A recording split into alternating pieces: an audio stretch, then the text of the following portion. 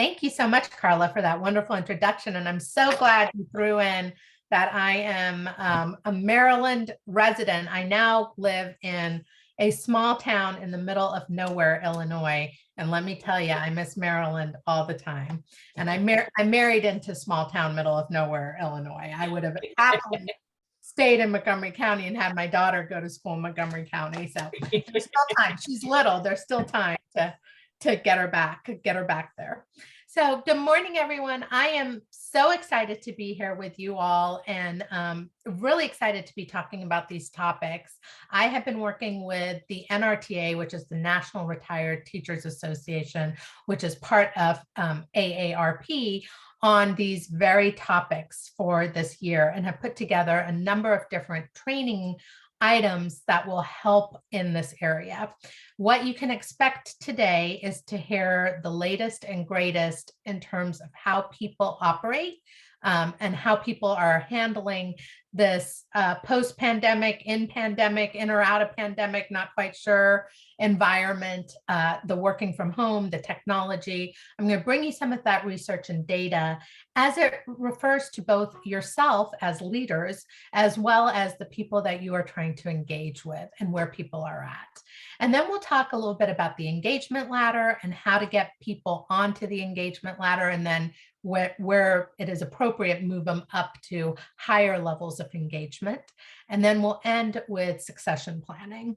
So I do have a break kind of built in over here, but I know I've seen some coffee cups. I myself am a coffee drinker. So if at any point you need to take a minute and take a break, feel free to step away and do so. This is being recorded, so you all can always come back to this.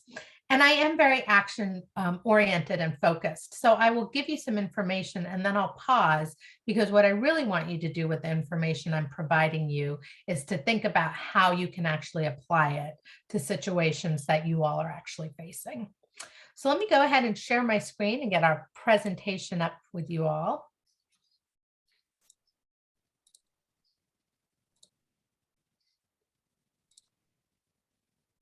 Is everyone seeing my PowerPoint slides?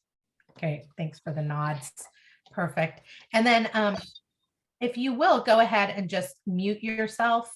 And if not, we can see if Lana can mute everybody, but that'll just help. And that's the little microphone in the bottom left corner of the Zoom. If you just click on it, it'll put a line through it and then you'll mute. I know you all have probably done a ton of Zoom meetings, so you know that, but it never hurts to get a reminder with all things technology. So I won't spend a long time on introducing myself because Carla did such a beautiful job of it. But my background is in management consulting, specifically in human performance and helping people change their behaviors. I spent a lot of time working at Accenture, putting together beautiful deliverables for clients who paid a lot of money for it.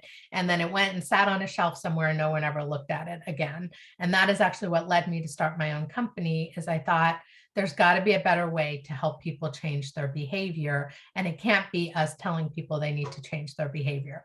It has to come from inside, which is how I started working with Jack Canfield. He wrote this book you're seeing on screen called The Success Principles. And it's really about inspiring people to do better, to live better, to be more aligned to who they are. So I've taken my traditional consulting background with kind of this success principles, the latest in brain technology and brain research, and I put it together. And that's what I'm bringing you all here today. So this training is 4 hours long. Again, if you need to take a break, feel free to do so. I did create a workbook for this training. There are a few templates in there that you will need during this training, specifically the decision document, as well as the succession planning template. So if you haven't gotten a chance to print that out and you're in a place where you can send it to the printer, go ahead and do that, because you probably will want at least a couple of those pages for our time here today. Otherwise, for the rest of it, pen and paper will do just fine. And we are recording this, so the audio and the video of this will be recorded for you all to reference again later. So I always start every one of my training classes out, and some of you have been in training classes with me, so you know I started this way. And I'm asking you how you are deciding you want to show up for today's class. So I learned a very important lesson when I went to study international conflict resolution. I went to The Hague to study, and I thought, you know what, just for the first time, I'm not going to sit in the front of the class. If you guys can't tell, I'm a front of the class, front row, center type of student. That is the type of person I am. And I thought, you know, just for this course, I'm going to be a back row student, and I may not even come to class on time every day. And of course, that lasted for the first day, and I couldn't really keep it going. I slowly moved my way up to the middle, and that was about as far back as I could get. But it did teach me something really interesting, which is that we get into these patterns and these habits, and then we start showing up in these habits. And then sometimes we get sick of our own habits, but then we have all those wonderful people around us that go, wait, why are you sitting in the back? You always sit in the front. What's going on? Move up to the front.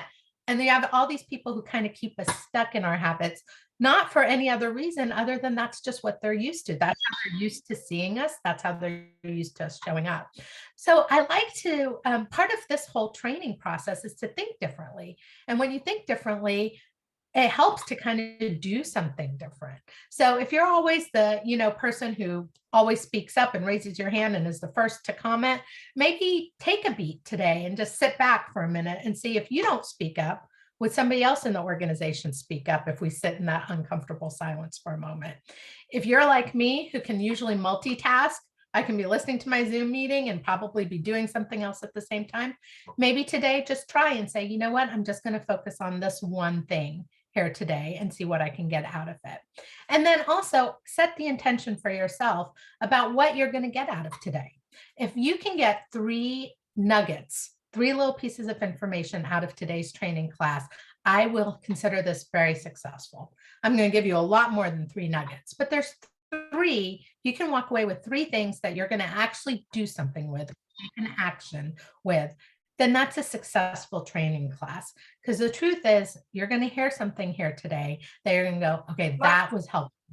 And then you're going to hear a lot of things here today that you go, yep, I knew that. We've already done that. We've tried that. So you're going to hear all kinds of different things. And it's up to you to really pull out what's the nugget for you. So if you're just joining, go ahead and mute yourself as you're coming in. Alana, maybe you can help to mute. Hey, how do I mute this? She said to mute ourselves. How do I mute ourselves? All right, so let me get going with the agenda. So we're going to start with talking about engagement, and we're going to really focus on the word belonging. How do we create engagement through fostering a feeling of belonging?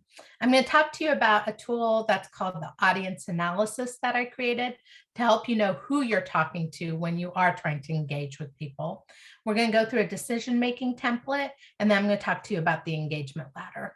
We're going to take a break, and then we're going to move into succession planning. What is succession planning? Why is it important? And then we're going to actually create a draft succession plan right here on the training class.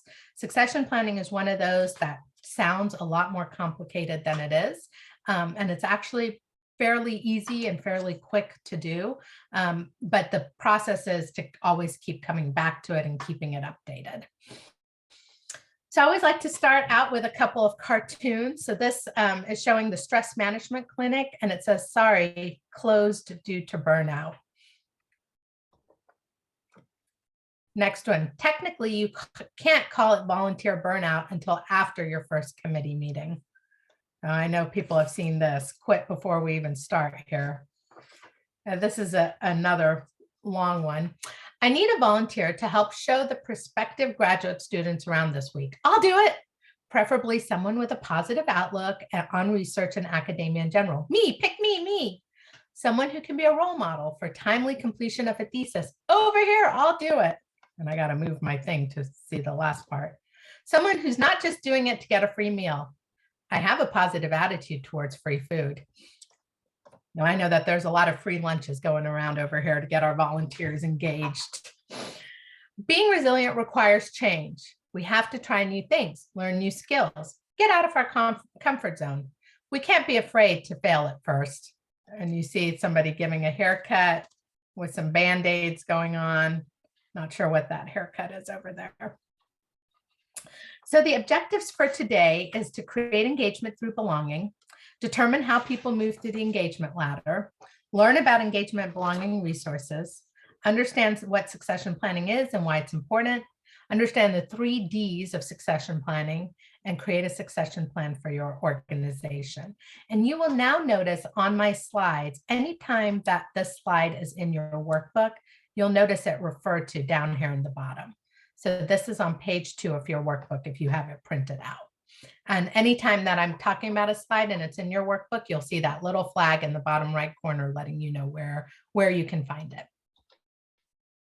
Okay, so let's talk a little bit about the current environment.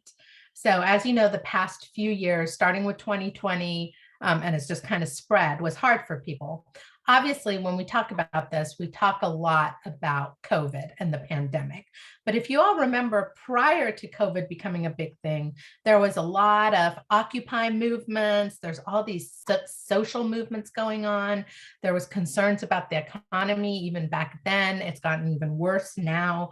Financial instability, what's going to happen to the markets with all the Occupy movements, the George Floyd movements, all of these different things were already going on. And then on top of all of that, we added COVID, which, as you all know, completely changed the way that we interact and we work, kept people isolated and not being able to see family members, grandkids, not being able to hang out with folks. And even if they did hang out, this feeling of, I hope I don't get somebody sick. I hope I haven't, hurt somebody in some sort of way.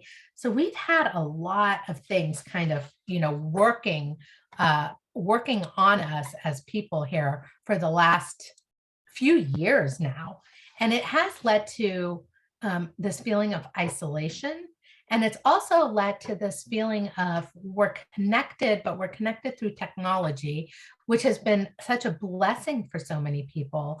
But then access to that technology and understanding how to use that technology has also been a big thing to overcome. And not just how to use the technology, but how to do the work and how to do the things the way we used to do the things, incorporating technology, because it's not exactly the same.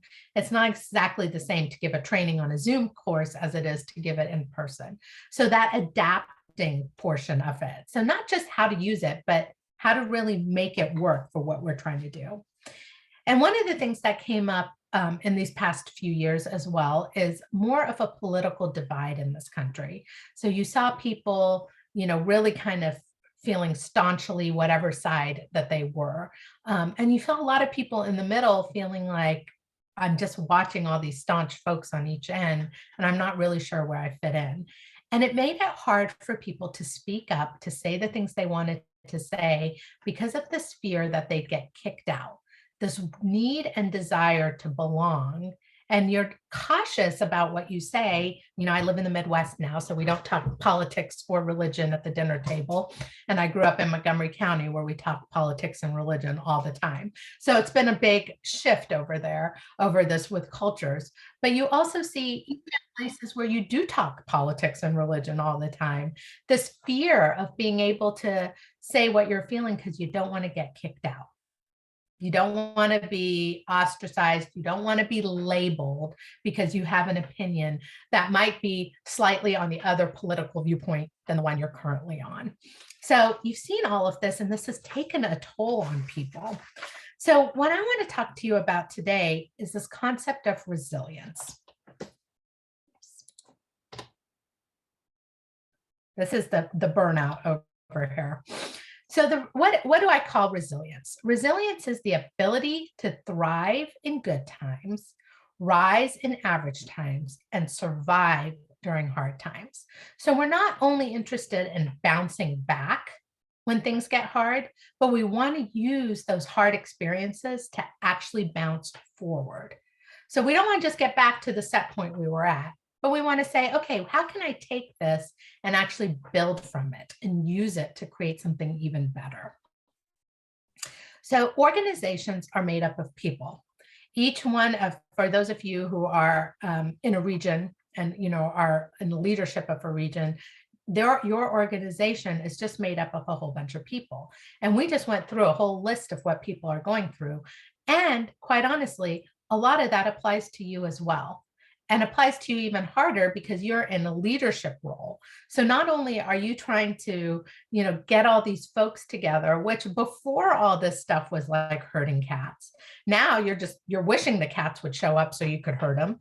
And on top of that, you've got all your own stuff going on with your own families and your own technology and your own figuring out, how do we do this? Do we do it in person? If we do it in person, do we need to have some other technology option for people who don't feel comfortable? So you have all that going on in addition to what everybody else has going on. So quite honestly, this comes down to, what is your personal level of resilience? So we're going to take a couple of minutes right now to just say, check in with ourselves, because for many of us, we haven't taken the time to check in with ourselves. We've just been on the hamster wheel going, going, going. Okay, that didn't work. Let me try this. Okay, that didn't work. Let me try this. Okay, that didn't work. Let me try this. And a lot of that is wearing down our leaders, because we're trying to reach out to people. We've tried a lot of different things. A lot of these things didn't work. And each thing we try, mind you, takes a lot of time and effort and thought, and it doesn't work. And it's starting to wear down onto the leaders as well. So we're going to fill our cup first before we can fill the cups of our members, if you will. So resilience is not something that you're necessarily born with, though I will say I've met quite a few resilient people in my lifetime. But this is something that you practice over time. And in my personal experience, the older you get, the more resilient you become, because you've seen a lot of things and you understand that this too shall pass. So what are some things that we can do to really build up our own personal resilience? So there's three things that are hallmarks of resilient people.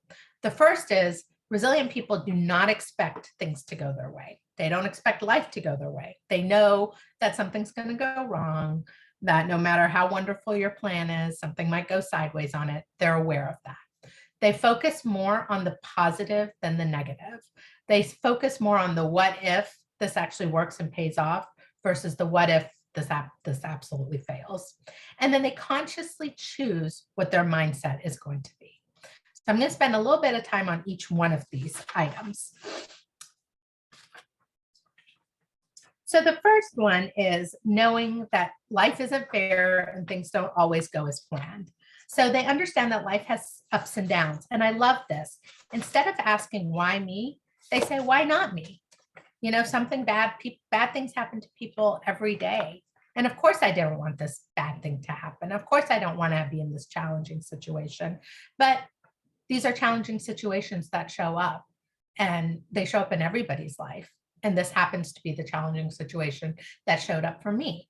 So why is this showing up for me? And why shouldn't it happen right now? And what can I learn from it? So again, this is that whole bounce forward. So, obviously when things happen, we have an emotional response to those things. And I am 100% aligned with having that emotional response. But then after that emotional response, we actually stand up and say, okay, now what? What am I going to do with this? And how am I going to take this to the next level? The second is they focus on the positive versus the negative. So the great example from this is back, if you can imagine a caveman or a cave woman walking out of the cave, and on their left, they see the most beautiful sight, a gorgeous rainbow and just clouds and just the most beautiful thing they've ever seen. And on your right, you've got a saber-toothed tiger just about to attack you. Which one are you going to focus on? This beautiful, gorgeous rainbow or the saber-toothed tiger ready to pounce? The tiger. You're going to focus on survival, and we're going to focus on what that tiger is and handle that. What's happened is we live our lives these days thinking that there's always a saber-toothed tiger that needs to be focused on, and we don't really have that anymore. Things aren't always so horrible and terrible. Everything's not a matter of survival like it used to be. So we can actually say saber-toothed tiger, which is not actually there, but maybe there's an issue that, we can see coming and it's way down the line, but there's a rainbow right here. We can actually stop and choose consciously to shift our focus to the rainbow. Now, if there's actually a saber-toothed tiger, absolutely focus on that. And that is what we do in organizations. When there's a problem, we stop and we focus on the problem. What I've seen in my experience is so many organizations start to try to preempt problems that they spend all their time stuck in this problem cycle versus saying, okay, what are we doing right? And how do we do more of what we're doing right? Because this works and this is effective. And how do we put more energy into what's right and what works and what's effective and have that grow versus start to anticipate everything that isn't working or could come up or might come up. And that's huge for memberships. I want you all to remember that because that's a key point is look at where do people show up? How do people engage? What do people like? And how do we focus more on that and have that grow versus try to figure out all these other things that may or may not work? So it's really back to basics, but a lot of times people lose sight of that. Okay, consciously choose their mindset. So when you're feeling stuck, asking yourself the question, is this thought, are these things that I'm thinking about actually helping me and moving things forward, or are they keeping me stuck or hurting me? So a lot of times we do get into the what if mindset, the why is this happening mindset, any of those mindsets that keep us stuck. So this is really an act of self-awareness and really thinking, okay, I'm having these set of thoughts. Am I building something on it or am I paralyzing myself more? Or am I doing so much more analysis that we're not actually getting into a decision? Now, this is for you all individually as leaders, but you will also see this in organizations. I'm pretty sure at least one time in your life, you've sat in a meeting where we're not focusing on what actually needs to be done, but we've gone down some rabbit hole and we're just going into this crazy cyclone of thoughts. And we're sitting here going, somebody in the meeting sitting there going, first of all, how did we even get here? And second of all, what are we even doing here? Because this is not really what's going to help us move to what we need to do. And that's a good time to do a timeout and say, hey, what are we here to do? And is this conversation really helping get us there? Or is this really pulling us away from what we need to be doing? So now I'd like you all to take a moment, and if you have your workbook, I see in the chat somebody's asking for the workbook, and maybe we can have some of our friends from the office re-email it out to folks. So if you have your workbook, turn to page 3 in your workbook. If you don't, just a paper and a pen will do just fine for this exercise. And I want you to think about this past year. And I want you to think about what are some challenges that you personally or your organization had to address. So unexpected events, inability to make plans, anything that came up just in this past year, what came up that was unexpected? And I want you to list as many of those as you can possibly think about, as many of those as you possibly can think of. And then I'm going to talk to you about what we're going to do with that in just a moment. But for now, I just want you to give you about 90 seconds and just list as many things as you can think about, preferably from the past year. But if you want to go back, starting 2020 pandemic timeframe, that's fine too. So again, on page 3 of your workbook, you're thinking about as many challenges that you personally or your organization faced. And I just want you to list as many as you can, as quickly as you can.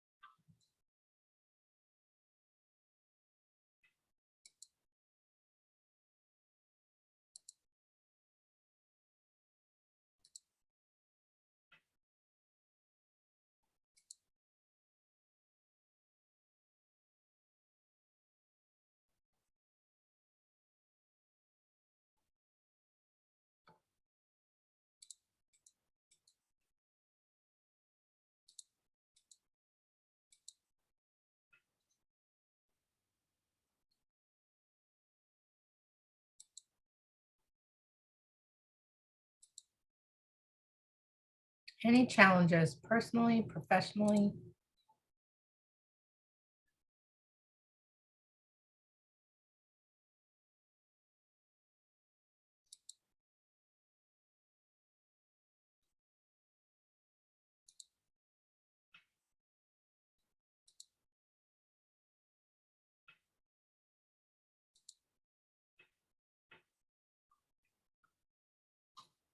Okay, so just wherever you are, go ahead and stop. Now I want you to take a look at this list of items that you have listed. You overcame all of those. Maybe not to the degree you wanted, maybe not even in the way that you wanted, but you have gone through all of these things and gotten to the other side of them, or at least are working to get to the other side of them. And I wanted to do this exercise for one reason, because often as leaders, we don't take that moment to stop and say, well, I have actually handled a lot. We're constantly on to the next thing. We're on a training class, learning new things so that we can leave here and go and apply these new things. But it's really important for our own resiliency to stop and say, you know, I do actually have quite a bit going on. I have tried a number of different ways of handling some of these issues that have come up. And as I was trying to handle these issues, other issues got thrown at me. And these are all the things that I'm focusing on over here on my plate.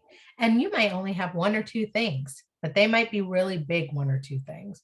Or you might have 20 or 30 things on your list. I didn't quite give you guys enough time to probably get to 20 or 30, but if I let you keep going, that list could just keep going on and on.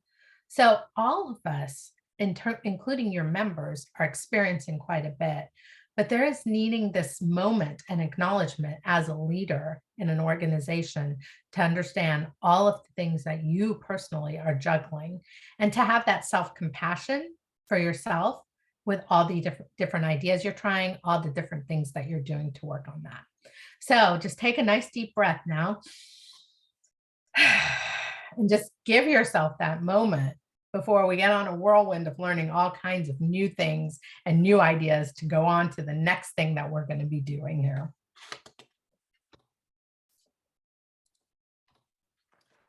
Okay, so you can't give what you don't have. The saying oftentimes goes, you can't pour from an empty cup.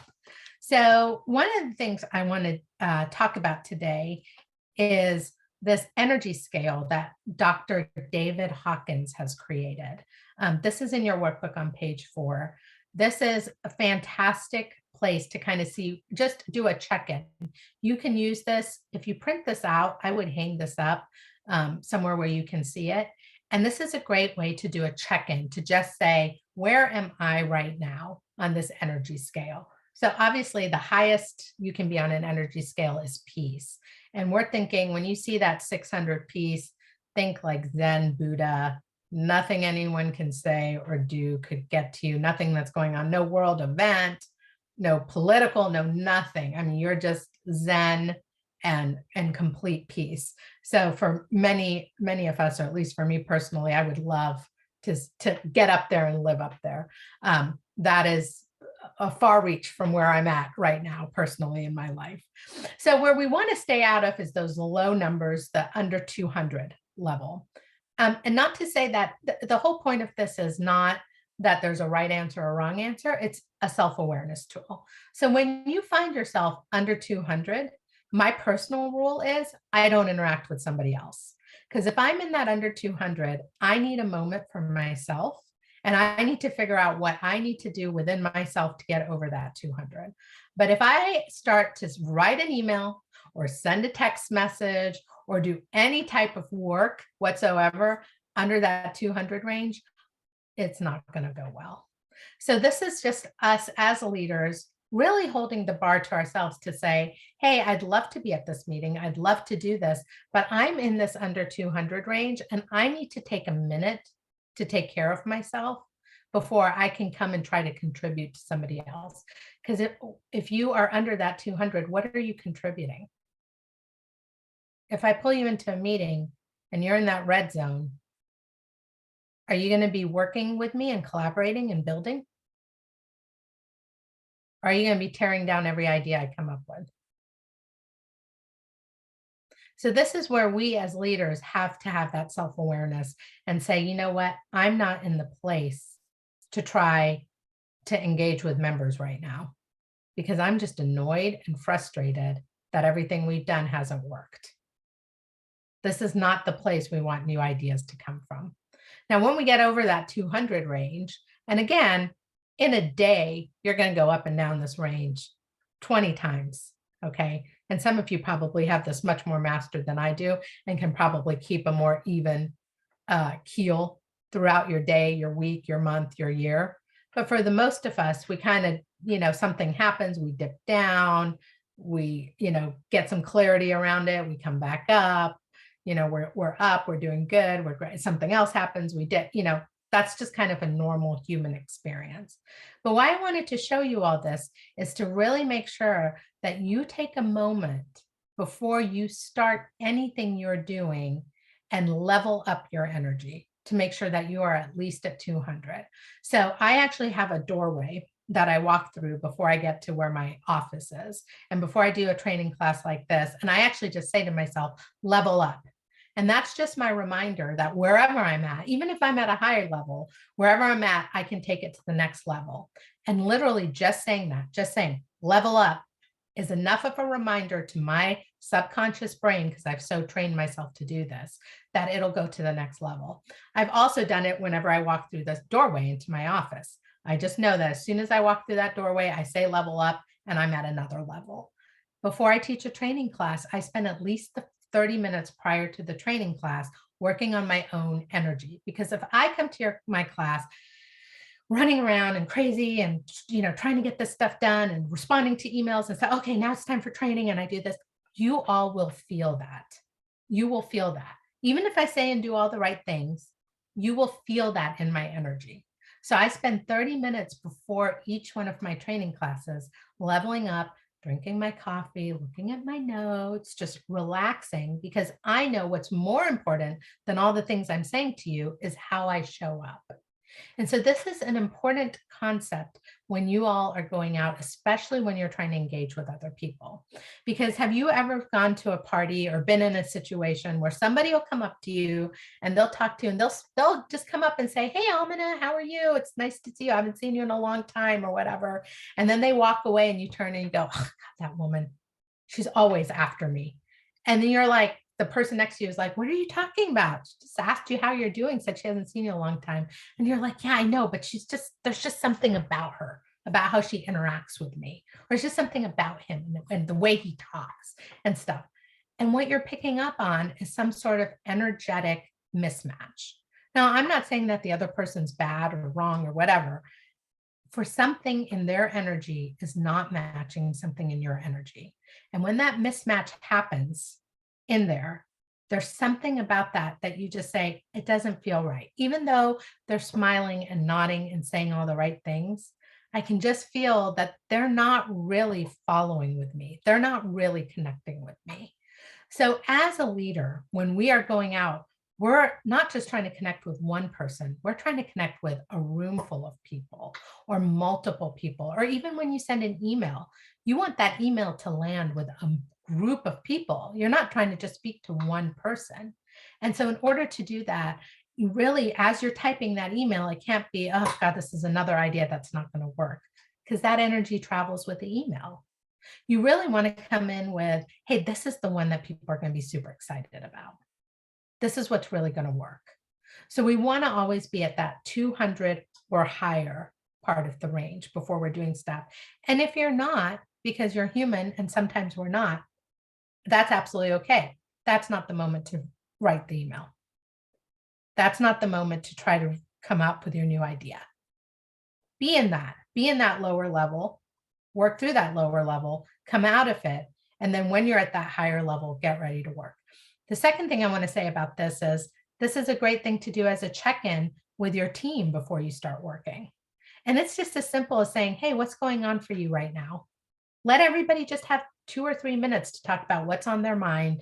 And then we put it aside and then we start working so that everyone can be here now at this higher level of energy. Because a lot of us are coming in with other stuff going on. We have lives. We've got, things happening with our kids, things happening with our spouses that's, weighing on our mind. And that's okay. That's just life.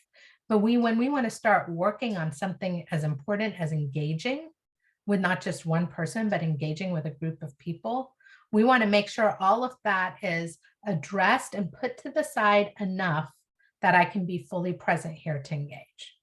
Does that make sense to everybody? I see some head nodding. Wonderful. Thank you.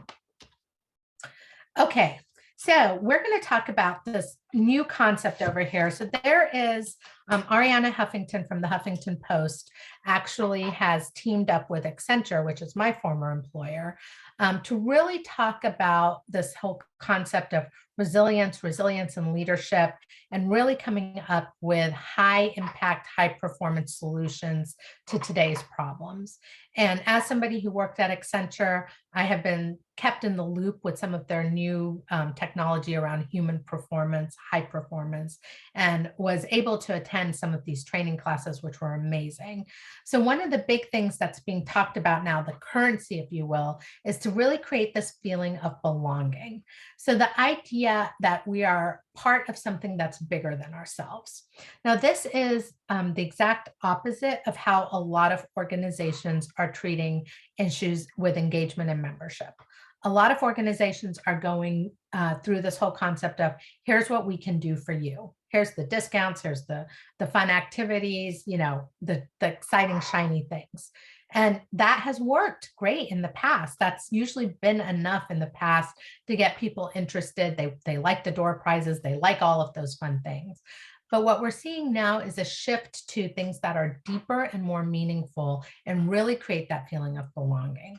So it's less about what are the things you're giving me, and it's more about how do I see myself contributing and being part of something bigger than myself, whether it's an event or it's an organization or it's a purpose. So a lot of this purpose driven, I have a lot of things that are asking for my time. And I have a lot of things going on personally with my family and my community, my friends, my church, my social groups. So you're asking for my time.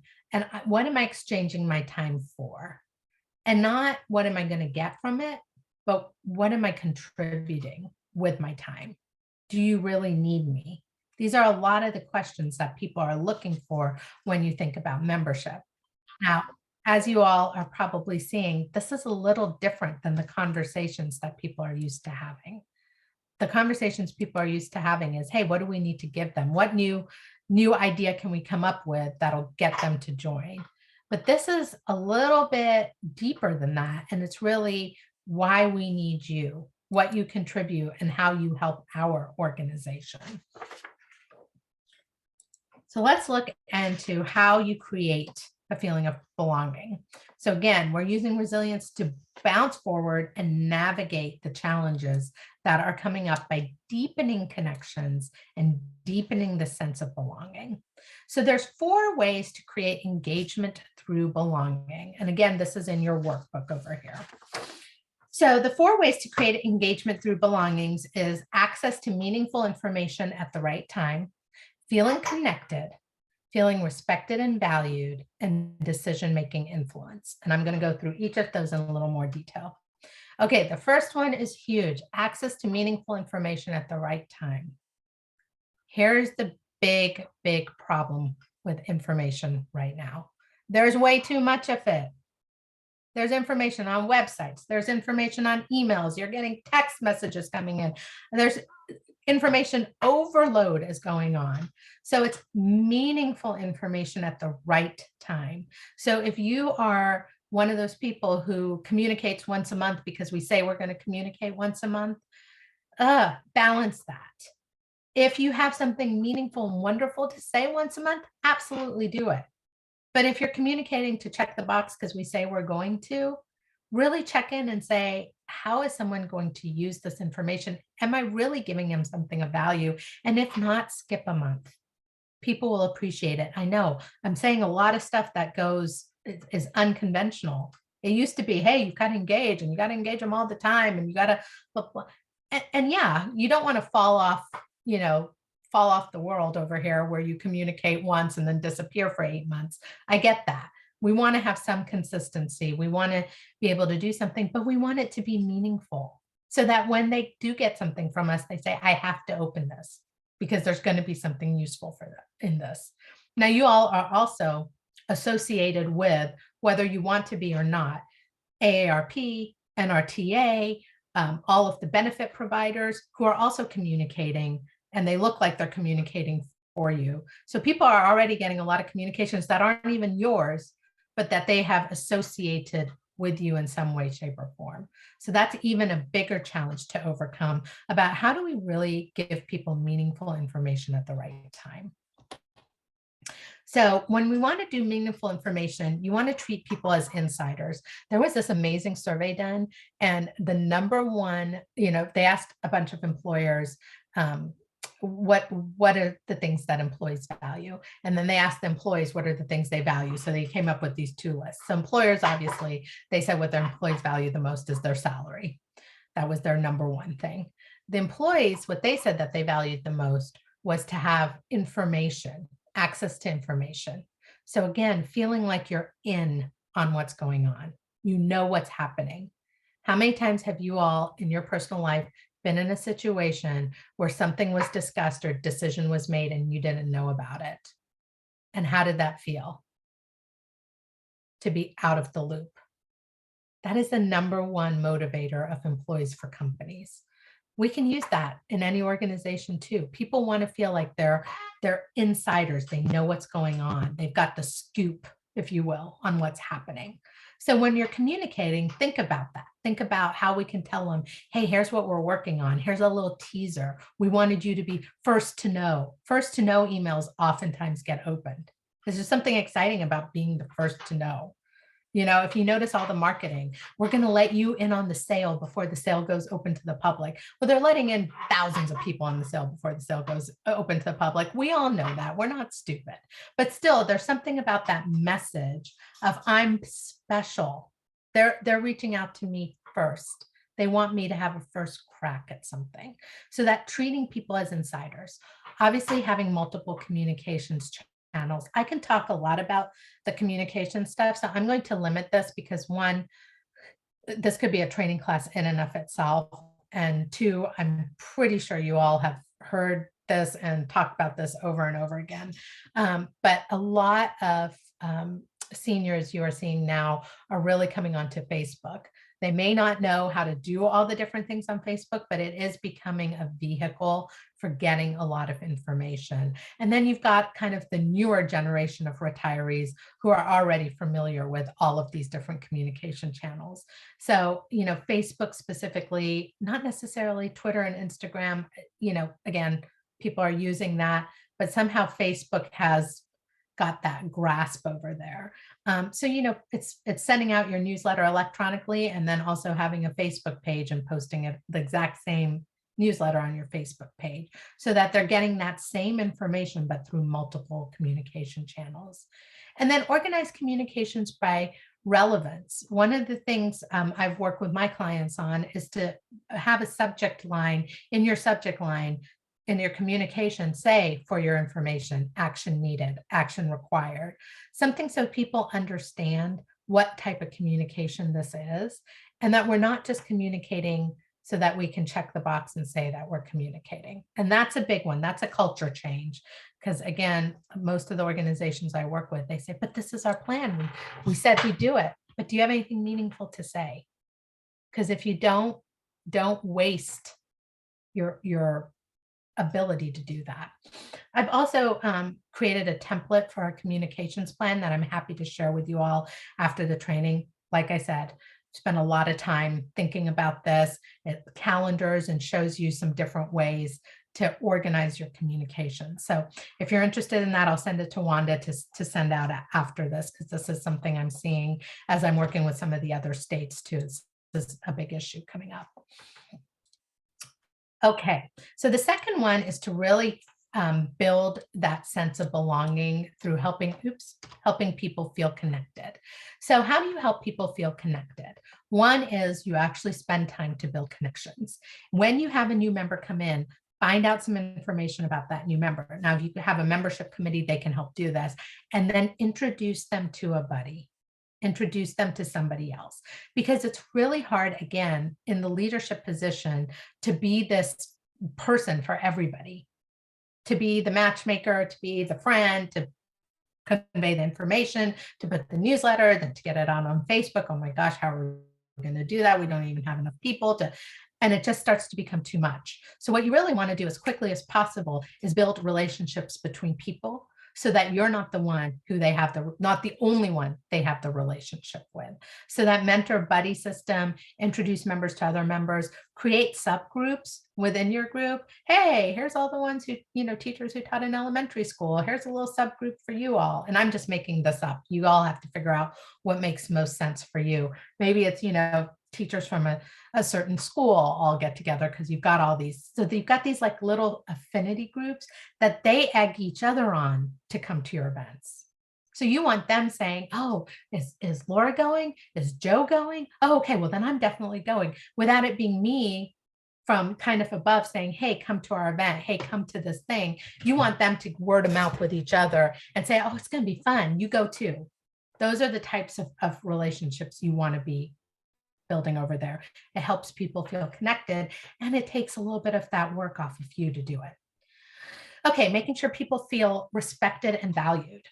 Expressing gratitude. Now, this is, again, I know, some of these just sound so obvious, but it's the obvious ones that we oftentimes forget to do because they're just so simple and so obvious. We think that the solution has to be a lot bigger than that.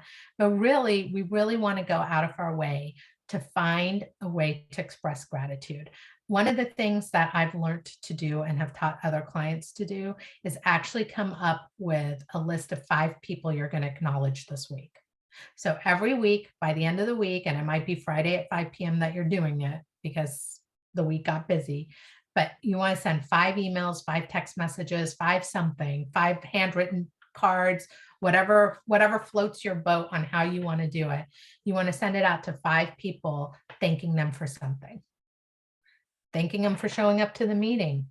Thank you for coming to the training class. If you guys weren't at this training class, I would sit here to myself, because that's the type of person I am, but it would be really boring. So just something, if somebody spent the time to come to something you put together, just to thank you for that, right? Thank you for coming in on Tuesday and volunteering, making those photocopies. It made a big difference. Thank you for giving me some ideas for a newsletter. That helped. So 5 a week, right? That's 1 a day. Just find someone. It doesn't have to be big. It doesn't have to be a huge thing that you write. 1 meaningful sentence that shows that's personalized to that person and what they actually did and contributed goes a long way. What you're also doing when you do that is you're showing that person that I need you. Please come back next Tuesday is the message you're getting. Please show up to the next training class. It made a difference to me. You being there matters. That's huge for belonging. It's not, I need you and I have all this other work for you. And it's not, you're going to get a free pen for showing up. It's you being there made a difference. People respond to that because there is something so powerful of there's something that I contribute that's of value. Obviously, use empathy, understand and share feelings, having those conversations with people, and then develop channels for feedback. You guys can do a survey.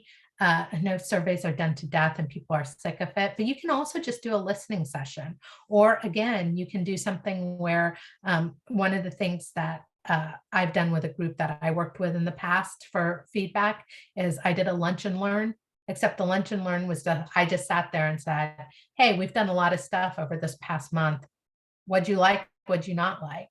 I know I loved Carla said when she did the session with you all, where she said, what's something you're proud of and what's something you're worried about? That's a great format for a listening session. So just having that, again, creates the sense of belonging. Somebody cares, someone's going to listen. And you can always say right at the front, like, I'm not going to be able to implement all your wonderful ideas. I'm not going to be able to do that, but at least let me hear those. And then let's see which ones of these we can, or which ones you might be interested in working with me to implement.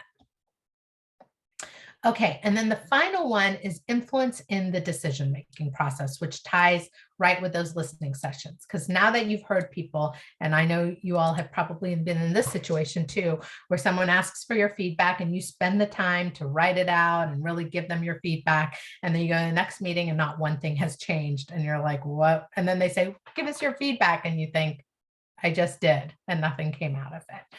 So people also want to be obviously part of a decision-making process. And a lot of times when you get that feedback, you also want to be able to change that feedback around to say, okay, these are things we've heard. What are we going to do about this? Versus what am I going to do about this? Because it's too much to take on for each person. So I want to talk to you under this about a decision-making process. So there's a couple of things that I've seen in organizations. One, and in life in general, hindsight is 2020. So you make a decision based on the information you had at the time, and then somebody will come back and say, why'd you do that? You could have just blah, blah, blah. Well, yeah, now after the fact, we could have just blah, blah, blah, a lot of things. But at the time, these were the factors that we had, and this was the best decision that we could make with those factors. So one of the things for communicating relevant material to people is to have this complete transparency on how the decision was made. And with that, I've created this decision-making template that I've used with a number of different clients on how do we make a decision. So this is on page 6 of your workbook, and I am going to give you all a moment to actually do this with a decision that you might need to make in your organization right now. I want you to actually use the template versus me just talk about it. So it starts off by saying, what is the decision that we need to make? So for example, you might have a decision about having an event in person versus having an event virtually. So that could be an example of a decision you need to make. And then you say, what is the recommended decision? So what did we, after going through this whole process, what did we decide? That's your second thing you put on there, but it'll be the last thing you actually fill out. It's your summary, but you put it up at the top. Here's the decision here. Here's what we were trying to decide. And here was the decision that was made. So it'll be the last part of that that you fill out. Then you come under that and say, what were the constraints in making these decisions? Well, the constraints might be that your hotel needs a certain number of people, to secure this rate. That could be a constraint that you have over there.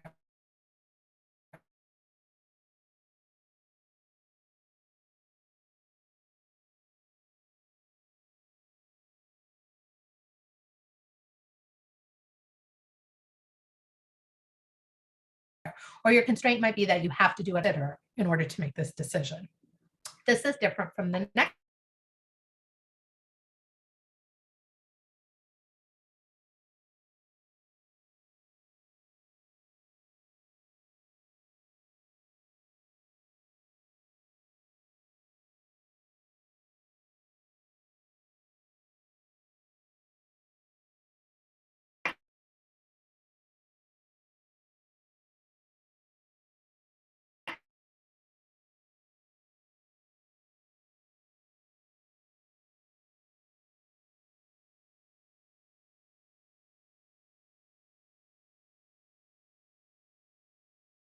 Question, which is, can you all hear?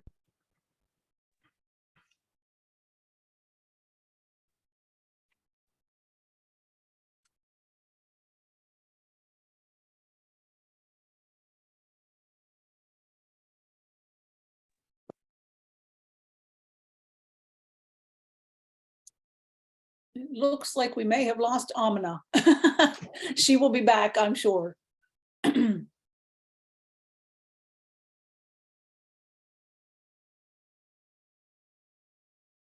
That happens again.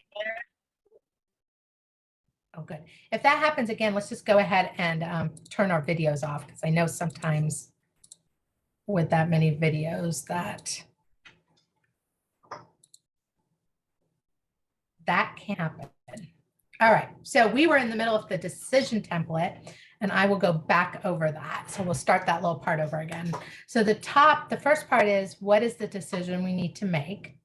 And then the second part is what would be the recommended decision? And again, this is what you complete at the end of the process. And then the next two sections are your constraints and your assumptions. So your constraints are anything you have to consider to make this decision.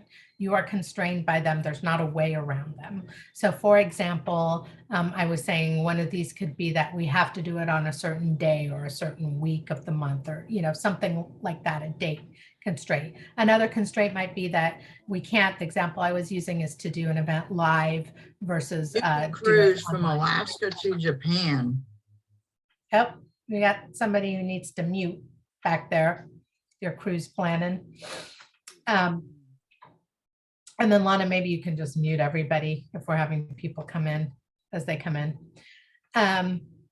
So what are constraints in making these decisions? Could also be anything like a constraint with the hotel. There might be some technology constraints, or not everybody has access to the technology. That might be a constraint also that you're looking at. Now that differs from assumptions, and actually the technology one might go under assumptions unless you have that data.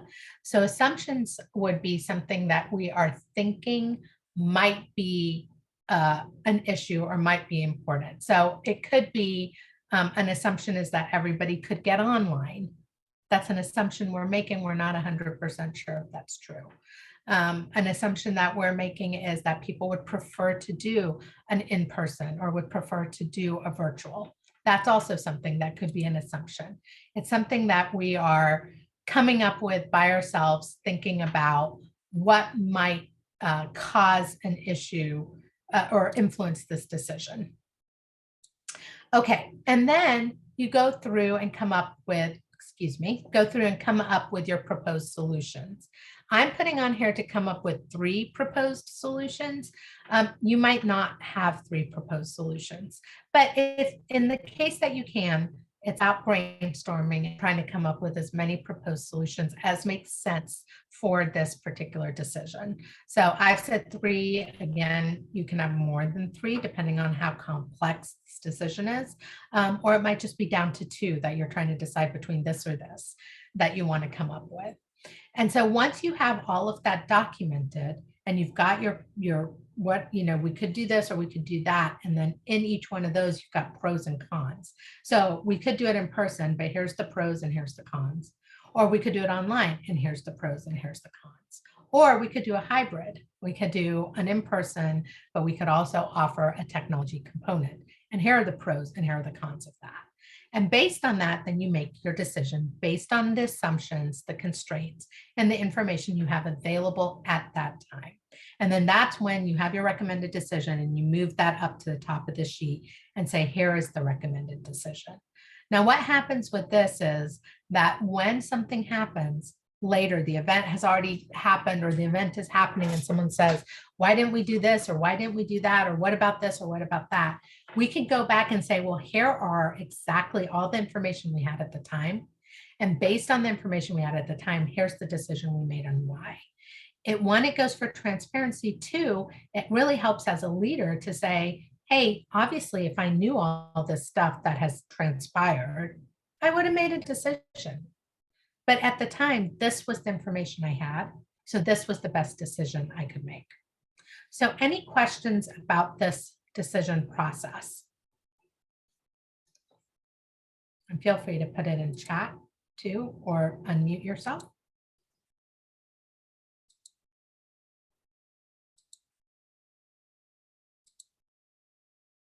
Okay, so I'm going to give you all an opportunity to try this with an actual decision that you all are working on right now. So again, here is an example. So the first thing you write is, what is your decision? Do we hold our annual conference virtually or in person? This is just an example. You can use it with any decision. It can be a big, huge decision, or it can be a small decision. It doesn't matter. It's the exact same process. What is the recommended decision? And that is what you would fill out at the end. What are the constraints? Now, you might have 1 or 2 constraints. You might have a whole bunch of constraints. You might not have any constraints. Usually there's some constraints when you're making a decision. So we have to meet, in this example, we have to meet a certain number of registrations for the hotel. What are the assumptions? Everyone has access to technology to attend. Okay, so what are your three options? We could hold it in person, we could hold it virtually, or we could do a hybrid. What are the pros? Okay, if we hold it in person, it'd be nice for people to see each other. It's easier to do some of the activities and people to actually follow along and be present. Cons, there's still a risk of COVID. Members may not want to attend because they feel like they want to be cautious. So people who might be interested and would normally attend may not because it's in person. Hold it virtually. Pros, no risk of COVID exposure, and we could also minimize some of our cost. Cons, members have expressed wanting to meet in person. People might be more apt to show up in person versus if we do an online version. Hybrid, we have the best pros, we have the best of both worlds. Cons, we may not make our hotel minimum, which would have an impact on our budget. So you all can see how to use this sheet. Now, in your workbook, you have this template, and over here on the right-hand side, you can see how it's formatted.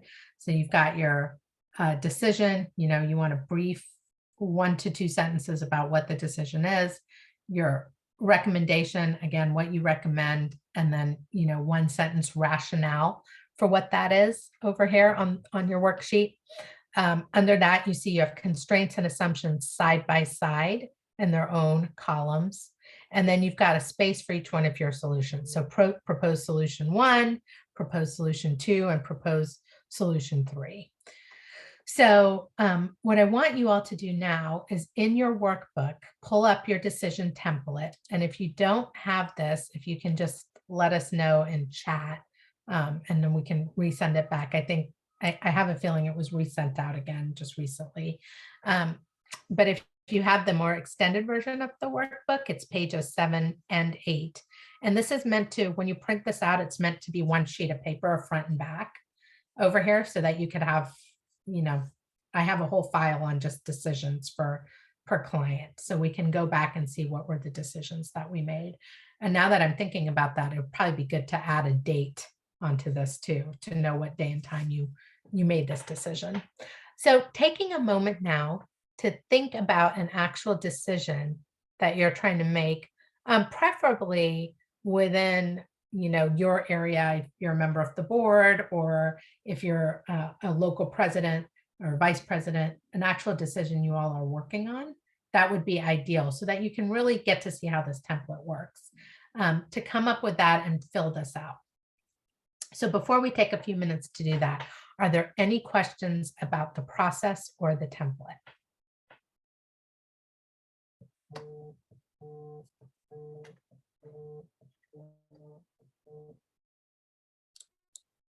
And feel free to unmute yourself or put it in chat.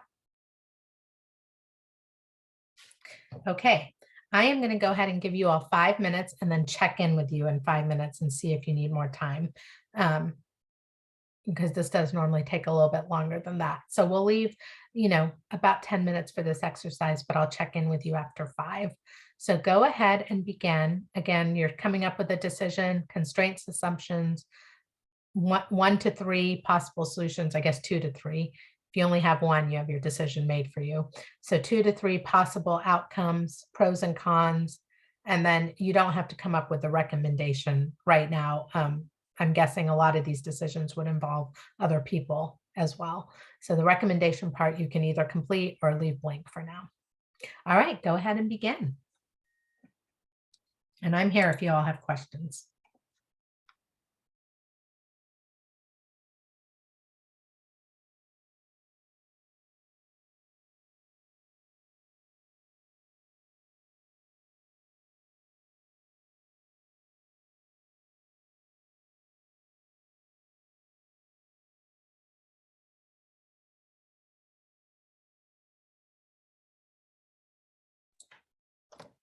Okay, hopefully that gave you all a little taste of the template. And I know some of you might still be working on it to come up with some of the different ideas and pros and cons of that. I'd love to hear from 1 or 2 people on how this worked for you, a decision you all were thinking about, and what some of your constraints and assumptions were. So do we have any brave volunteers who will be willing to share? I will. Okay, wonderful. Who is speaking, please? My name is Debbie. Thanks, I'm Deb. Debbie from Frederick County. I'm hoping I went on the right track here. The decision I chose to explore was how do we as a board address the list of non-renewal members? And constraints I felt would be time and interest.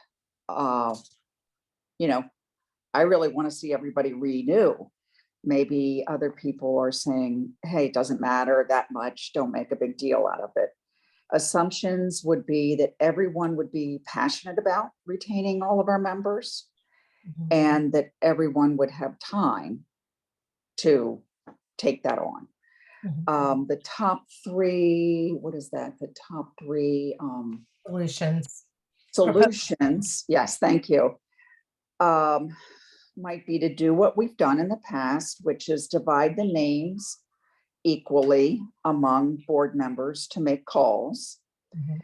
Another solution might be to ask board members to take names, so one might take 2, one might take 6 to call.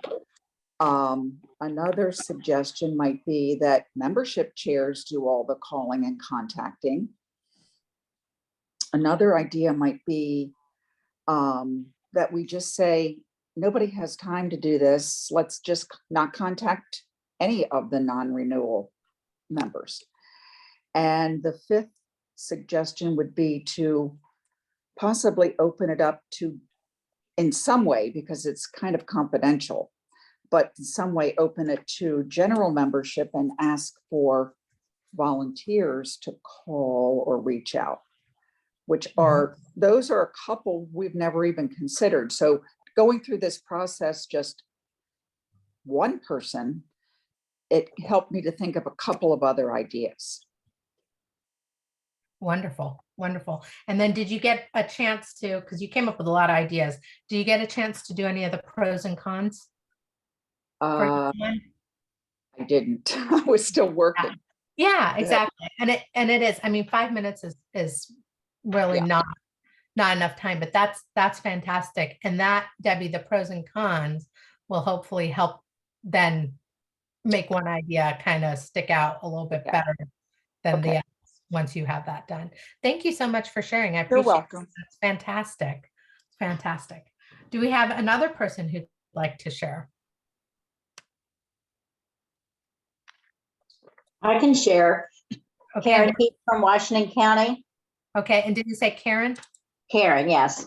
Thank you, Karen. Go ahead. We have an annual picnic every year, and we were having it indoors at the technical high school. Then COVID hit and we didn't have it at all.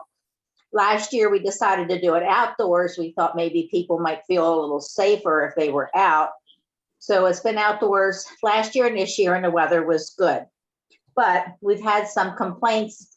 Some of the constraints are we're older and some people have trouble climbing into the picnic tables to actually sit down and enjoy the evening.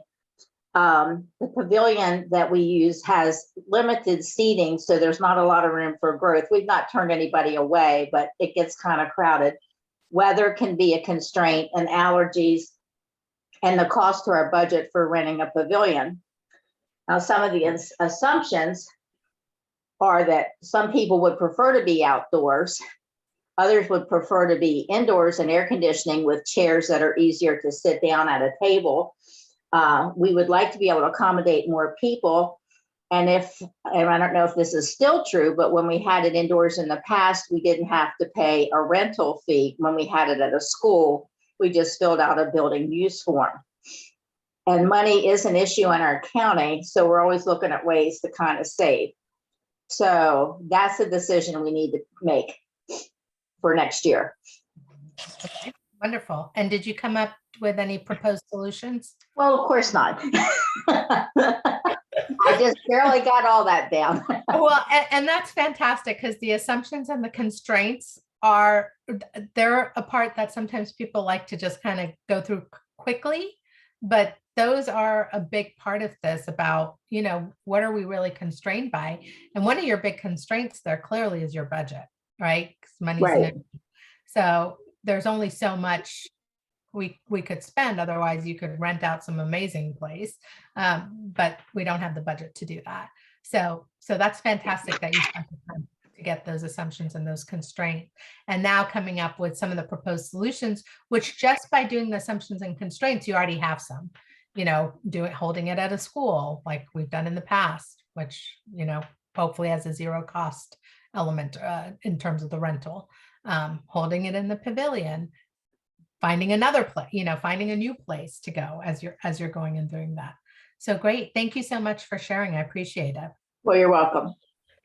Good. Well, I hope you all found this tool to be helpful. It just helps to organize the thoughts. And then more importantly, for some of the ideas we've been talking about in belonging, is it's also something you can then share. So Karen, in your example, this is something, when you all make the decision about what to do with the picnic, you could actually share this document as you wrote it to say, here's everything we considered. And based on this, and here's the pros and cons of each one. Based on this, this is the decision we made. Because like everything else, not everyone's going to be 100% happy with your decision, whatever it is. And this could be a way to at least say, hey, we're letting you in on our planning. We're letting you in behind the scenes. We realize not everyone's going to be happy with this, but we actually spent some time and energy thinking all of these different things through. And this is what we came up with. The other thing that also happens too is if you've shared this decision making document kind of earlier in the process, you might have somebody say, hey, I noticed that this is what you did, but what about this or what about that? And come up with some additional ideas. So normally you all would be doing this in a group too. And that's where all the brainstorming and the different ideas come up. And then also when you share it, your members might have some new ideas. So Karen, in your example, again, somebody might say, oh, actually, I know this really great place. I went there last weekend and let me, I know the owner. Let me see if we can't blah, blah, blah, and get that place for free. And it's a lot bigger and the seating's better or whatever the case may be. So a lot of this helps as also a communication tool where we were talking about earlier, those 4 actions to create belonging. Something like letting people know what the decision is, letting them be part of the decision and letting them contribute really goes to the belonging. Now imagine if just one of your members who's not necessarily overly active, saw that and sees what's going on and says, oh, I have something I can contribute. I know a place that, I can help you with. That has them automatically involved in this picnic and gives them a special kind of insider place in this picnic. So you're now creating probably a member for life because they now feel like there's something I can offer that this group really needs. And I'm integral to making that happen. Okay, so let's talk a little bit about engagement now. We'll talk about the engagement cycle. Now, in communications and engagement, part of the cycle is about trial and adjustment. So you try things, you see what your result is. If you're liking your result, you do a little bit more of it. If the result didn't quite get what you wanted or didn't engage in the way that you wanted, you get that feedback and you update. So the first part of this process is to know who you're communicating with. So knowing your audience.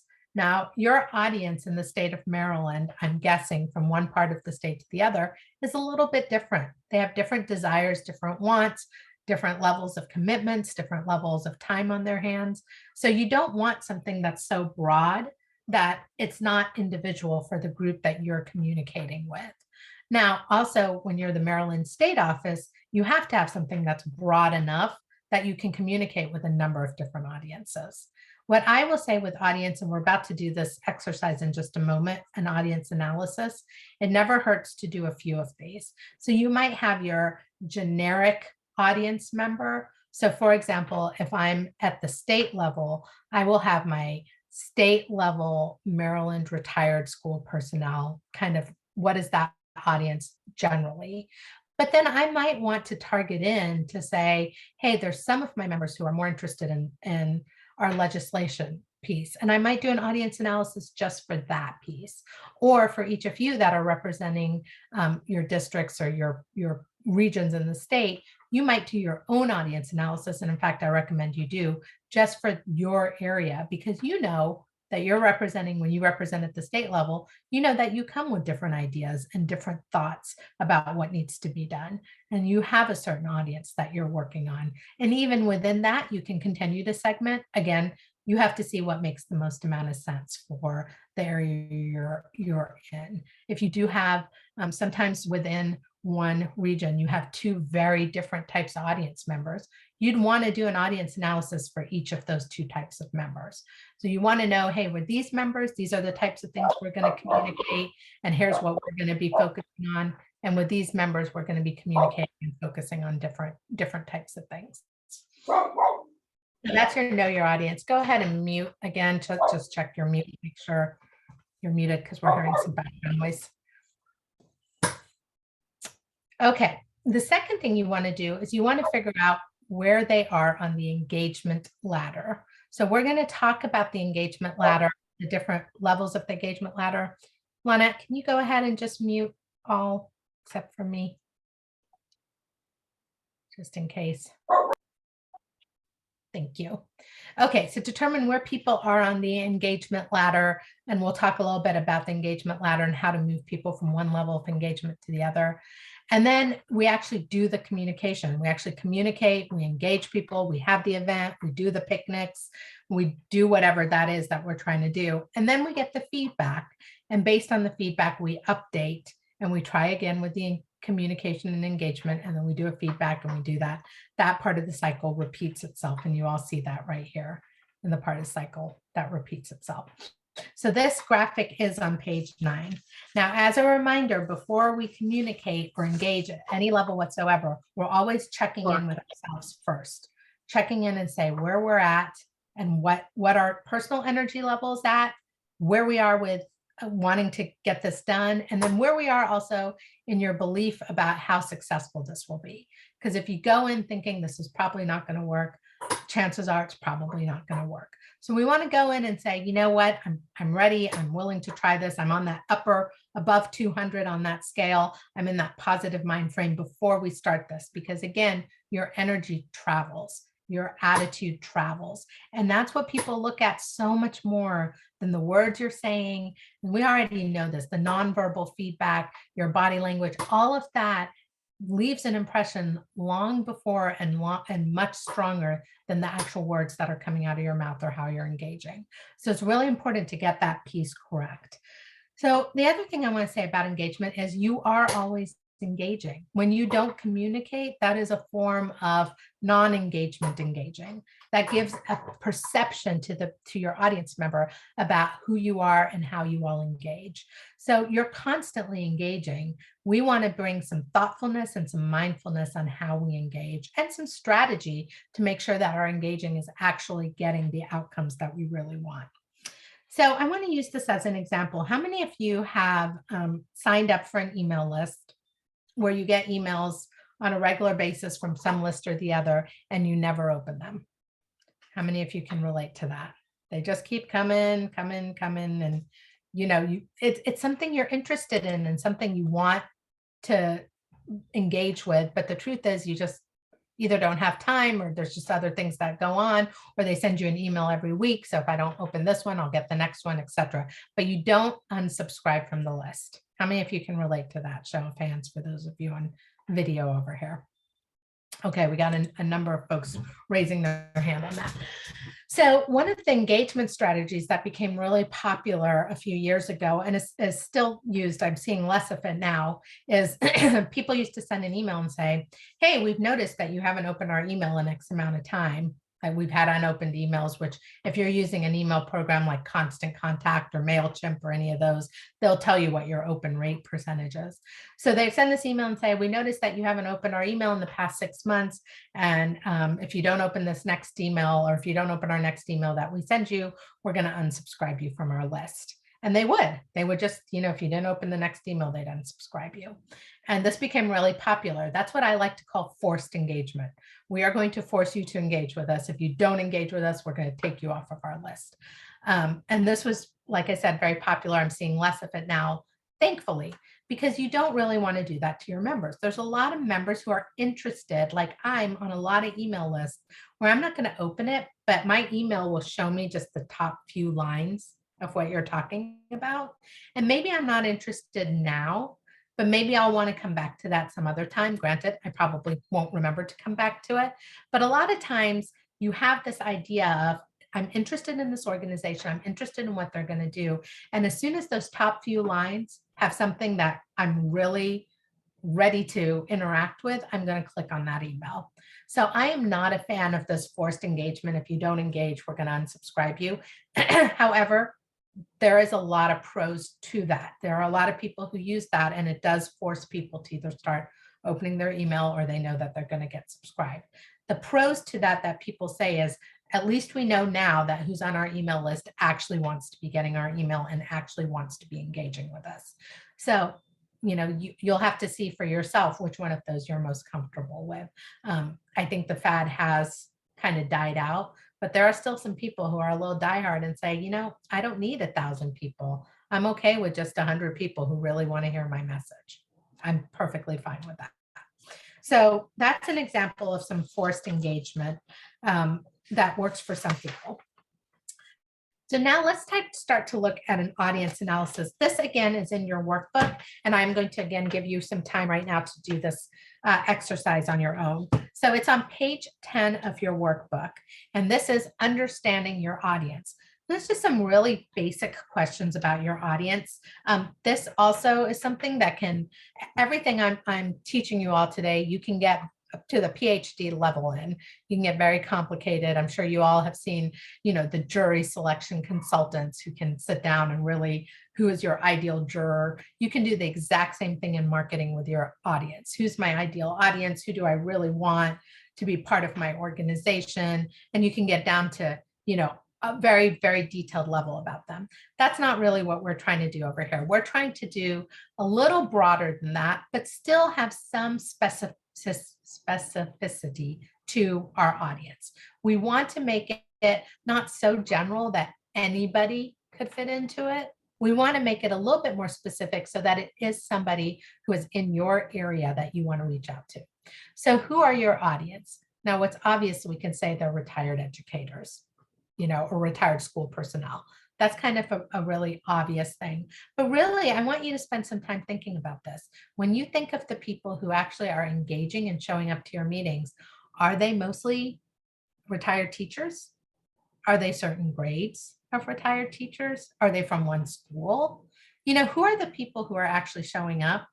Because that's going to give you some idea about who we really need to be reaching out to.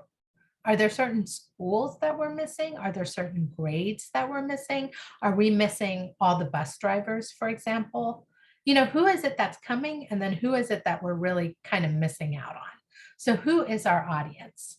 Okay, so like I said, it's easy to just keep it at that really high level and say, oh, they're retired school personnel.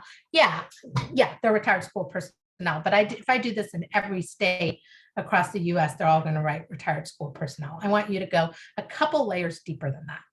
Okay, why do they need to learn about what you're doing? So this is your value statement. What is the value that we're giving to them? And this is not just kind of the freebie values, but the first thing I really hope you guys write in here is belonging. I mean, the first value you give them is you give them a space where they can show up and contribute to something, and where you will be thrilled and excited and overjoyed that they showed up to contribute something. So why is it that they need what you've got? What is it that you've got that's really going to give them something, some sort of feeling? Okay, so I really hope belonging is on there, and then you can get everywhere from kind of that feeling state of belonging to more tangible things. How are they going to learn? How are they going to use what they learn about your organization? So if we're sending out communications, what are they going to do with the information we send them? Do we want them to contact their legislator? Do we want them to just show up to our meetings? If you have a guest speaker, like you all are here listening to me talking, what are you going to do with all this talking? 4 hours of talking. What is the hope that the organization has that you're going to leave right? So I'm going to assume that the hope is that you engage your members differently after you've sat through this. And the hope is that you come up with a succession plan. Right, so you want to be thinking about that now a little bit more broadly. They interact with me. What is it that what are they going to do with that information we're providing? If we have speakers come once a month, what do we want them to, they're going to hear these people and they're going to hear these people talk, but then what? What do we want them to do with that? And then how much do they already know about you? How much do they know about your organization? Would you say you're well? Would you say if you go around your school district that everybody knows you guys exist, or do they not really know you exist? Can they very clearly say what you do and the value you provide? So you'll see these questions are pretty general, but I want you all to get a little bit deeper in them. So again, I'm going to go ahead and give you about 5 minutes and then I'm going to check in and we'll see how you all are doing. And this is page 10 of your workbook and it's called Audience Analysis. Go ahead.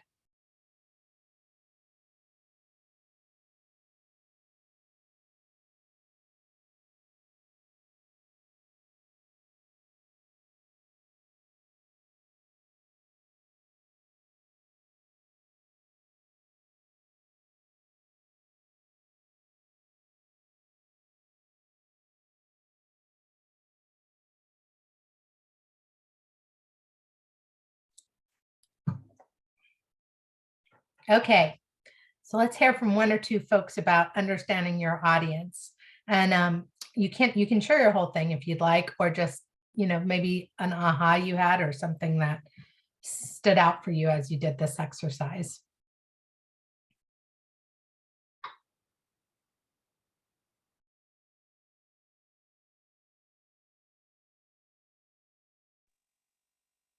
I'll try. Okay, who's that speaking? Leslie Shell. I thought about who our audience, our demographic information. I know that in our organization, we are librarians, there are secretaries, there are resource personnel that have worked at central office.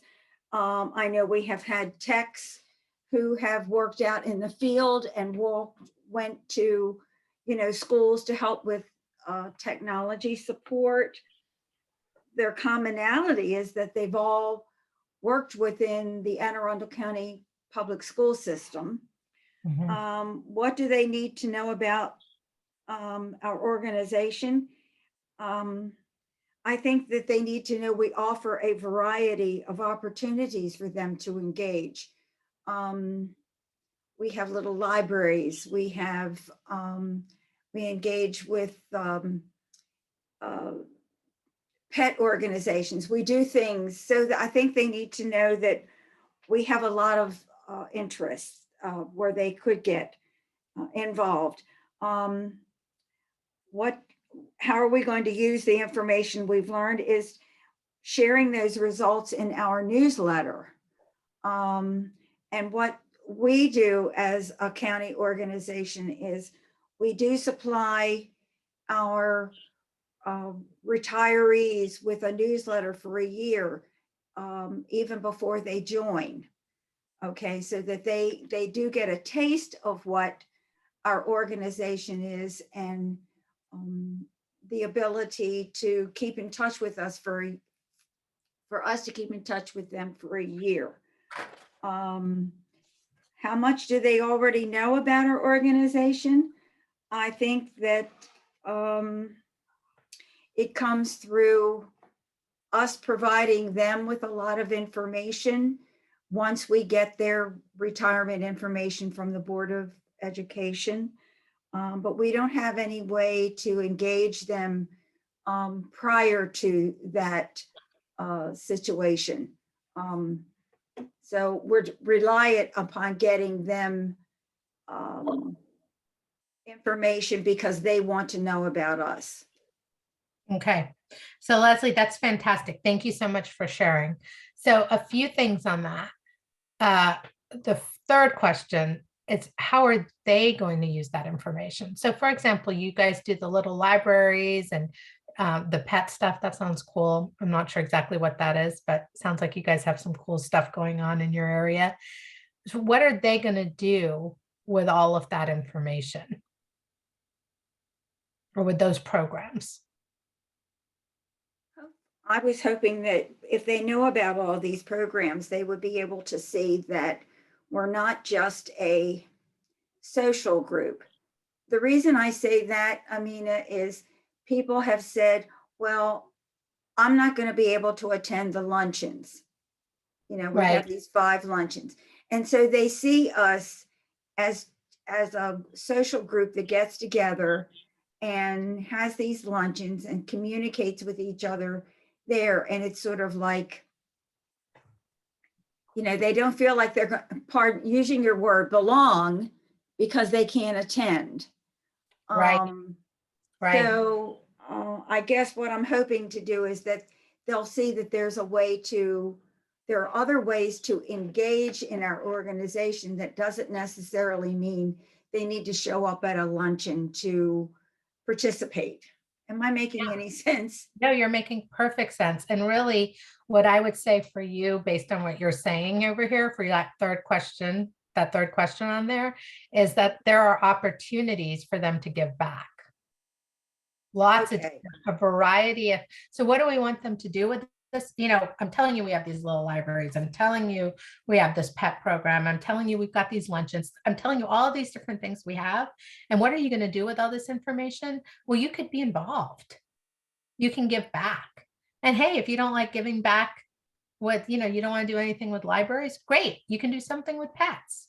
Oh, if you don't want to do something with pets, great. You can give back to, there's so many different ways you can give back. And what you're really trying to do is say, hey, each person I'm communicating with, find your way of giving back. Find your little niche. Right. It doesn't have to be all these things, or it could be all these things. Maybe you're interested in a lot of things, but even if you're not, I'm sure there's one in here that would be fun for you, a way for you to give back. Now that really is a strong belonging message. So you guys are already doing it, but now using this, knowing your audience, you can now start to tailor your communications around, we have multiple ways to give back. We have multiple ways to support. We have multiple, I'm not sure what the right wording will be. You guys can play with that, but Right. You want to be part of this organization, we've got you covered. There's so many different ways you could be part of this. There's so many different ways you can engage. Right now, that's a cool communications message. If that email comes in, I'm going to look and say, okay, well, what are these all, multiple ways? I thought you just wanted me to come to a luncheon. What do you mean multiple ways? Now I'm intrigued enough to open that email to try to tell me more. Right. Right. Mhm. So that's really the benefit of this is you're forcing yourself into, well, what do I want them? What is the action? They're going to get this email from me, or they're going to get this welcome packet, right? You just retired. Here's everything we do. Okay, now what? What do you want them to do? Right? Well, I want you to become a member. Okay. Well, what does that mean? Okay, I'm a member. I signed up. I gave you my $10. I'm a member. Now what do you want me to do? Well, I want you to be part of one of these programs. What do you like? Do you like libraries? Do you like pets? Do you like working in schools? What kind of things do you like? And now we're tailoring. Right? So you start large because you have to, because I don't know that much, you just retired. I don't know anything about you. Here's everything we do. Right? And you're hoping that they bite on just, oh, there's an organization for people like me. Right. But once they bite on, there's an organization for people. Now what? Now what? Now what? Well, I really want you to be part of one of these programs. Or, hey, you don't see yourself in any of these programs? Help us create a new one. What are you into? Let's see if we can get another 20, 30, 40, 50 retired school personnel into that similar thing. And let's, how can we support you in creating that program? So once you start doing this, you can see it just expands.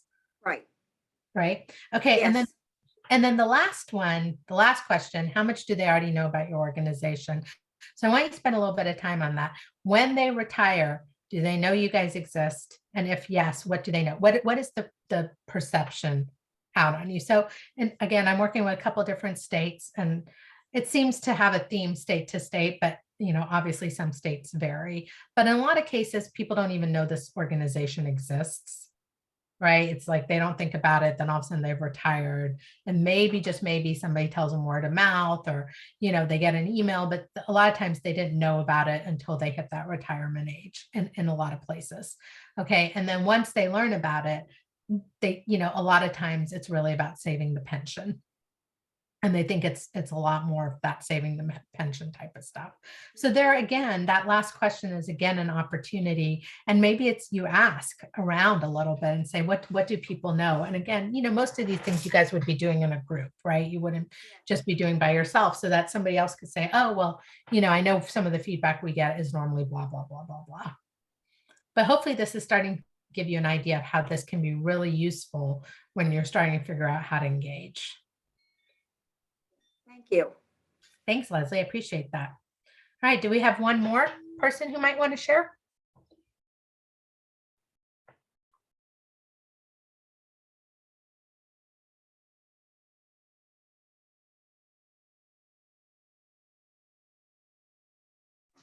I'll do it, Pat Pickett.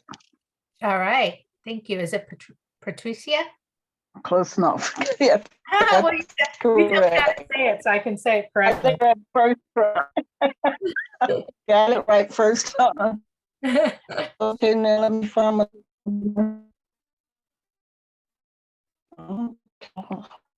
Back up. Here we go. Okay, you're going in and out. Okay. Try saying Is this something. better? Yeah, that's much better. Oh. Okay. If they know what you did, where did I start? Why should they join? Who are they? The non-teachers, the cafeteria and housekeeping staff. That's an area we haven't generally focused on. Mhm. And I think we miss an opportunity by not doing that. And why do they need to know about the organization? They need to know they are welcome to join as valued members, that we do scholarships for Baltimore City, endowments, school grants are funded mostly through fundraising. We have social media outlets, and we need their ideas and the skills that you bring. That's beautiful. Very belonging message. Very good. How much do they already know? Well, we could do a one-on-one or do a quiz, a true and false type thing, or something if it was doing a group presentation. And that's all I got. That's fantastic. Oh, I love the how much they already know during a quiz. Yeah. That's a great way to do a communication. The competitive folks out there will, want to do the quiz thing. And especially if you put it out on Facebook, if you're using Facebook, folks will do that, and it'll be, how much do they know about our organization? I like that. That's wonderful. Thank you. You had a lot of good belonging messages in there. The you are welcome, and then, that there's space for you kind of stuff. And then what they're actually going to be able to do with that, and that we need your idea. I mean, even that, just something, and that's a pretty simple belonging message, is we need your ideas. But that works, it's so the stuff doesn't have to be super complicated. It just has to be said and seen through the eyes of, we need you.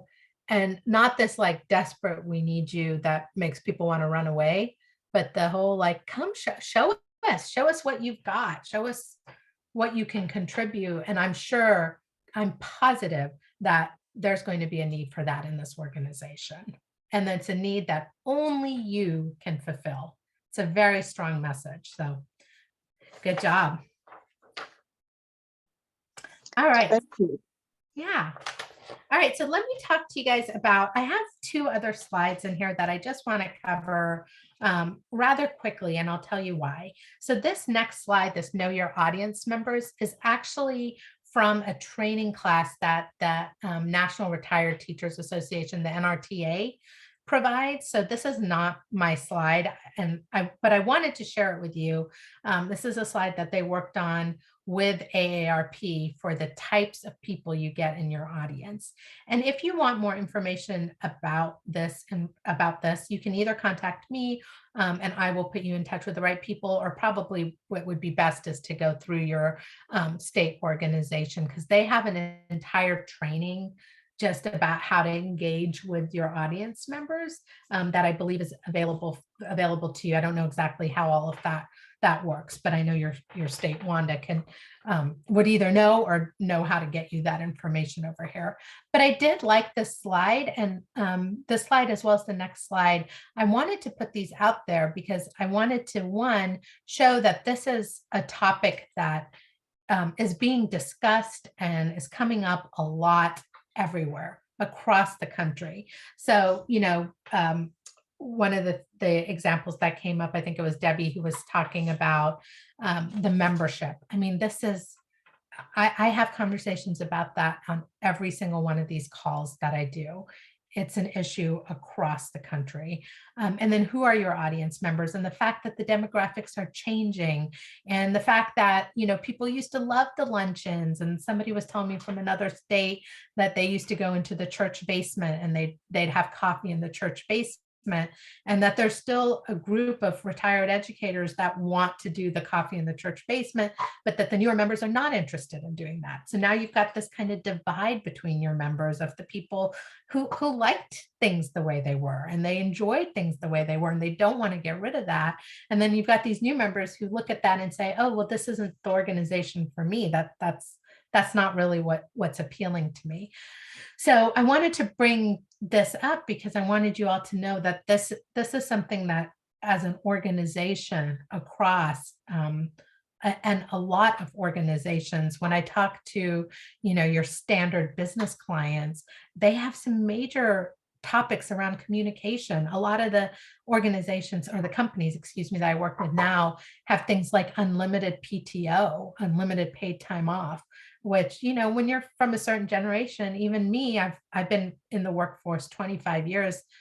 That's not that long if you think about it, but that is unheard of for me. I'm like, so you can just take as much time off as you want. I can't even wrap my mind around that concept. So, you're seeing all these changing trends, and every organization, every business out there is trying to figure out, hey, what is that right level of engagement? So this slide, again, is something that was created between a partnership with AARP and the NRTA, and it's showing 5 different types of members that you might know from Know Your Audience. So I wanted to include this as a reference. You've got the contented observer. They like to come to events, but they don't really want to actively participate. They're content to sit on the sidelines. You've got the niche participant. This is my favorite. They come in on a mission. They've got their own organization and they're coming to you to recruit your members for what they've got going on over there.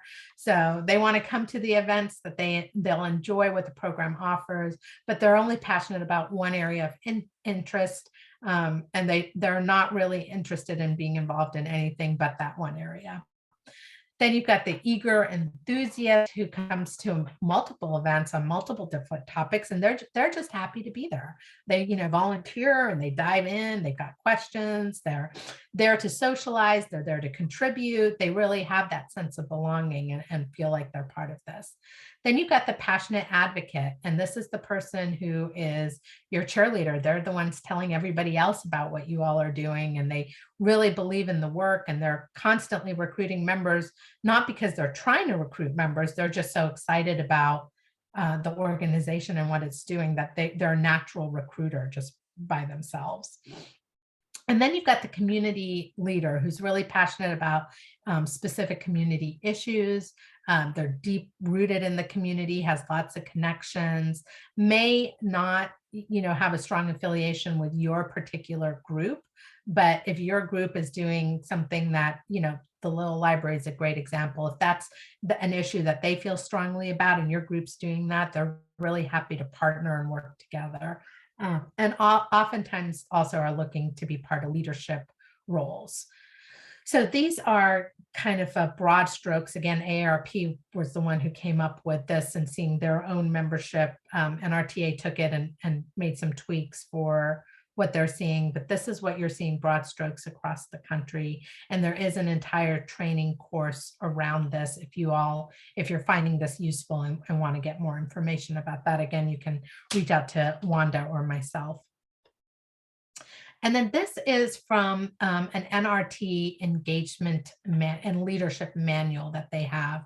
And these were just some of the engagement ideas they had in the manual. The manual does actually have an entire section around engagement. Again, I believe that is available to you all. You can reach out to either myself or Wanda and we can make sure that you get that. But I wanted to share just, this is one portion of the manual that talks about engagement ideas, but there is a whole section in the manual that includes information on those different participant types and engagement. So there are a lot of different resources out there. And of course, if you just Google engagement, you'd see a lot of resources, but these are resources that, nationwide folks that are targeting the same general audience as you are have put together. So I wanted to make sure you all knew that this existed out there. And this is in your workbook if you want to read it for different engagement ideas.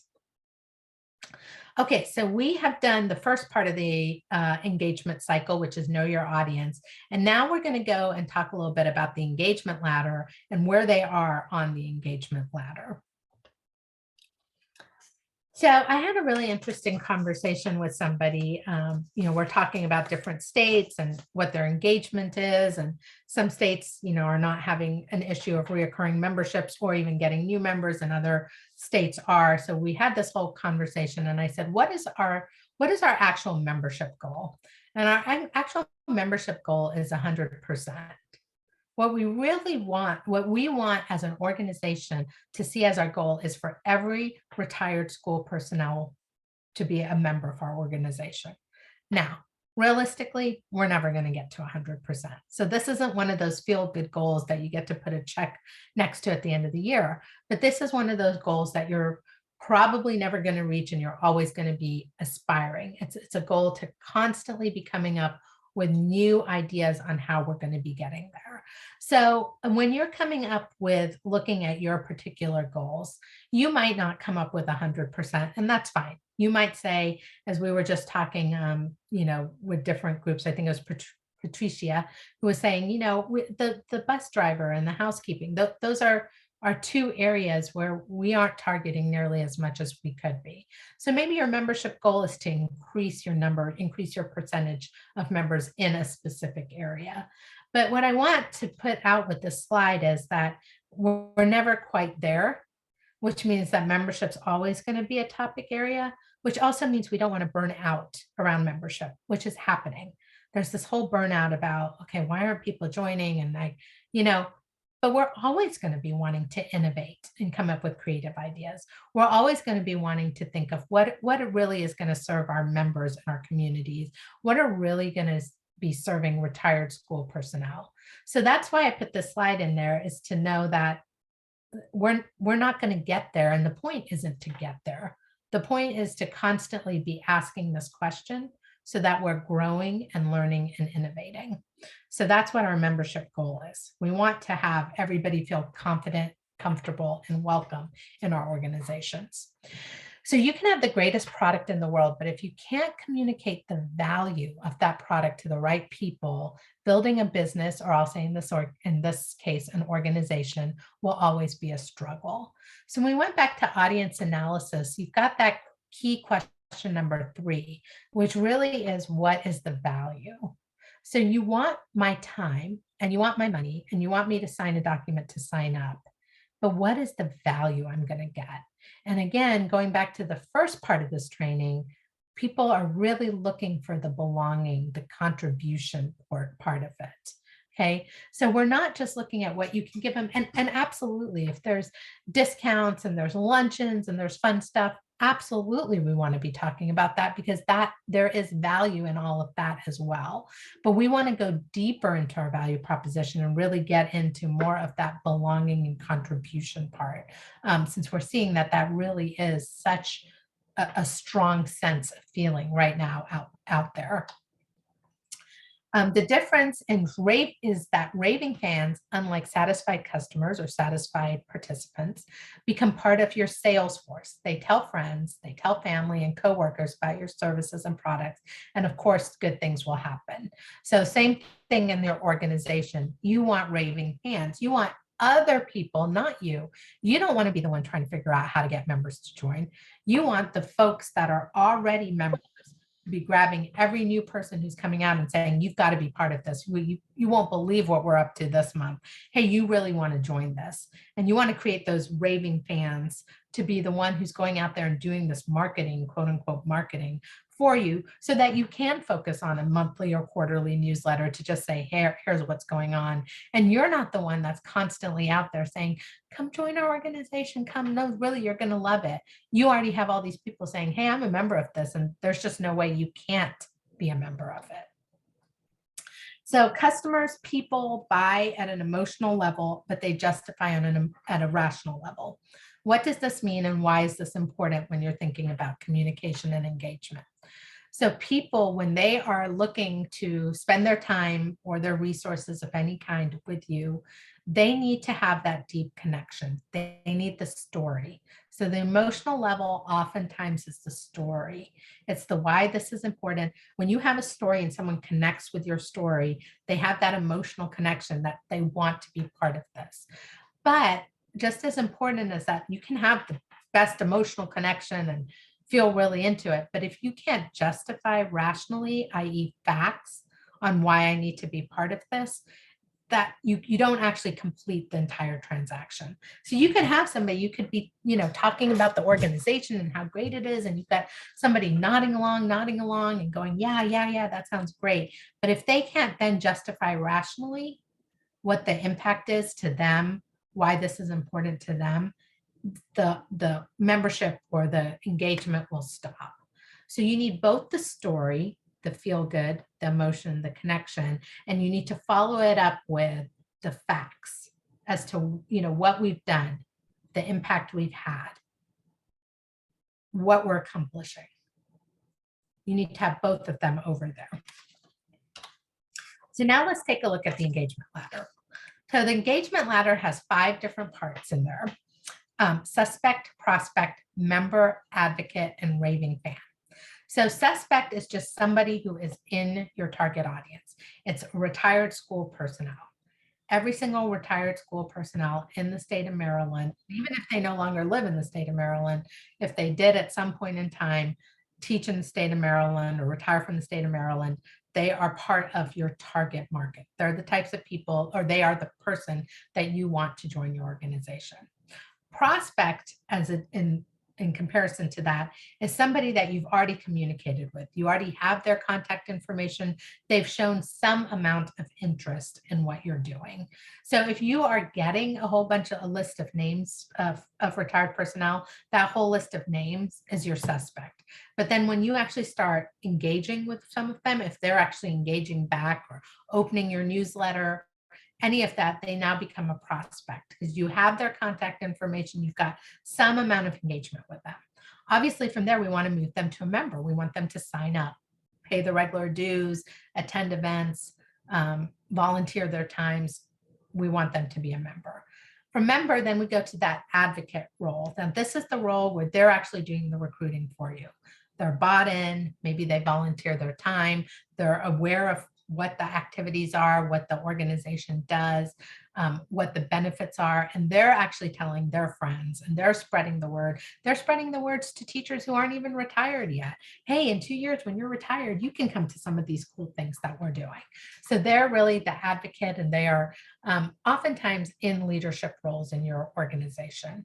And then you've got the raving fans, and the raving fans are the ones that are just completely bought in. If you're doing an event, they're absolutely going to be there. They're rearranging their schedules so that they can be there. They wouldn't want to miss it. They're the ones who are really actively involved. They're calling you proactively and saying, hey, what's going on? How can I be part of this? Where do you all need help? Now, here's what's important with the engagement ladder.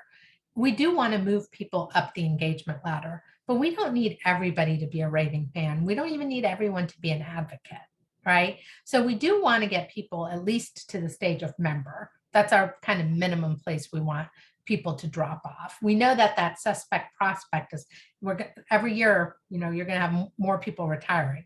So that's going to just keep coming in. But we want to really get them to that membership level.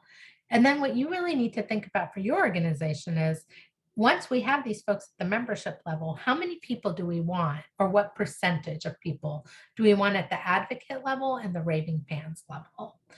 Because there is some amount of effort on your part to manage those different levels, right? So if you've got all these people at a membership level, there is some obligation from you to come up with programming, to come up with information that's useful to them.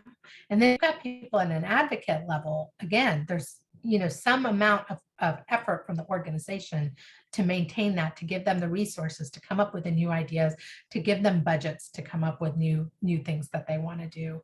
And then the same with raving fans. There's some amount of effort. Now, raving fans is a little different. It's almost like its own category because they're just kind of bought into the organization. But definitely that member and advocate, there's definitely some work on your part. We want to be thinking, we want to be intentional about how many people we have at those levels and what we're doing to move people from those levels to the next level. Now, I'm going to just give you a thought here that I'll pick up a little bit later when we talk about succession planning. But this engagement ladder is also how you want to think about succession planning.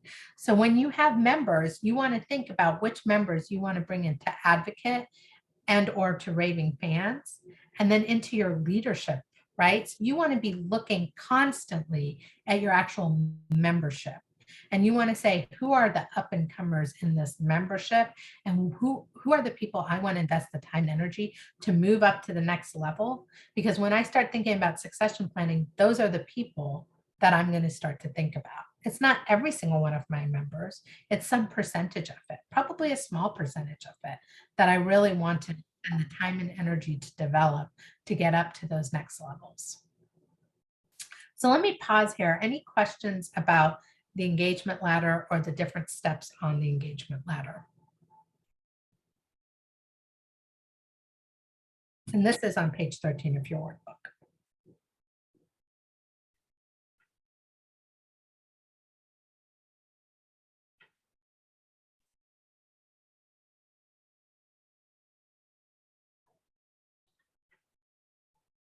Okay, so on page 13 of your workbook now, I want you to just take a few minutes to think about how many people, and this is rough and dirty, how many people do you think you have at each one of these steps? So how many people are in that suspect, which they're in your target market, but they haven't either been contacted by you or, you know, you haven't really engaged with them. Same with how many people are in the prospect, how many people are in the members, how many people do you think you have an advocate and raving fans? You can do this by number of people or percentage, whatever is easiest for you. I want you to think about this and actually go back and put actual numbers to this if you can get that data. But for now, I just want you to put kind of a rough and dirty, just so that we can get that information. And then I want you to think of how long people have been in the step that they've been there. Has it been a few months? Has it been a year? Has it been a few years? You know, how long have they been suspects before we haven't contacted them for prospect yet? How long have they been in the prospect that they haven't actually signed up for membership? How long have they been members but haven't really taken on any additional activity? So think about that, keeping in mind, we don't need every member to become an advocate. We don't need every advocate to become a raving fan. So this isn't, you know, we're not looking for 100% in these categories. We'd love 100% from prospect to member, but we're not necessarily looking for 100%. We're just trying to get an idea of how our own organizations work. Where do people come in and how long do they kind of sit where they come in? And then I want you to think of one action that you could take to go from one step of the ladder to the next. So if someone's a suspect, what's one thing you guys can do based on your organization, your resources, and what's available to you? What's one thing you can do to move them from suspect to prospect, prospect to member, member to advocate, advocate to raving fan? So is that clear what the exercise is here on page 13? How many people rough and dirty on each step? How long have they been on that step? Again, we're just estimate for the sake of putting some numbers to this and some putting some meat on this really. And then one action for each one of those steps. So you should have 1, 2, 3 actions at the end. Suspect, prospect, member, member to advocate, and advocate to raving fan. Any questions? All right, so go ahead and take a couple minutes to do that in your workbook, page 13 of your workbook. If you don't have your workbook, you can just do it on a piece of paper. And I am here if you have any questions.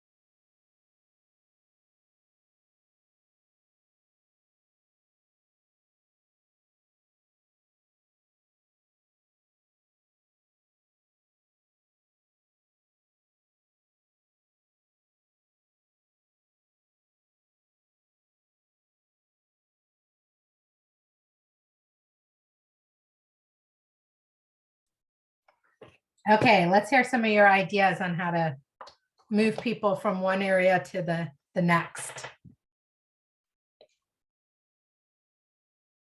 Who has some ideas from suspect to prospect?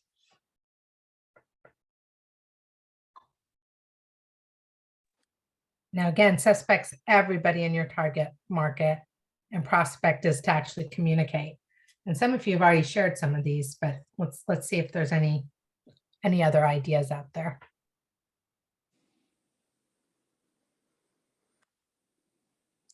I'll share one again. Okay, This is Debbie. Okay, so moving from suspect to prospect, already in place, we have the process that we reach out to new retirees uh, at their school email to request their home email so that we can reach them. And so that process has been in place and has been marginally successful, because then we start to reach out and provide them with membership information for MRSPA and FCR-SPA.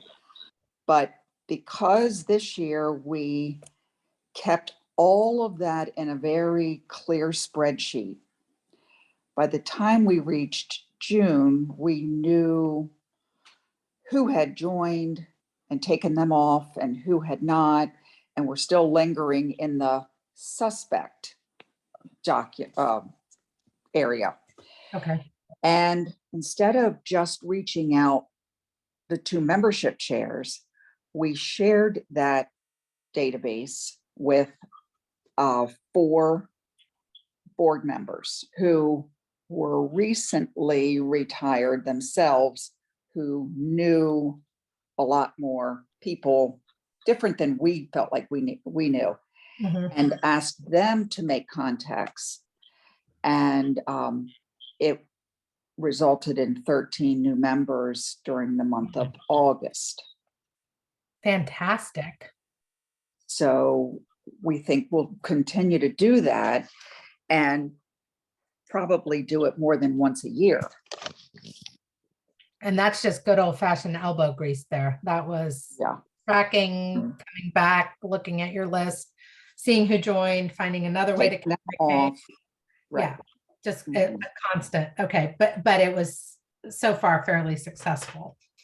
And sharing it with more people, Mhm. because we all know some people, but 4 or 5 others know other people. So them reaching out was more successful than just the 2 of us membership chairs doing it.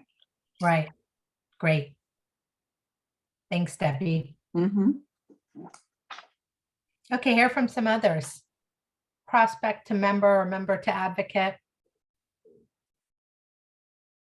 And if you don't know, this is a good time to bring that up too. So let's discuss it.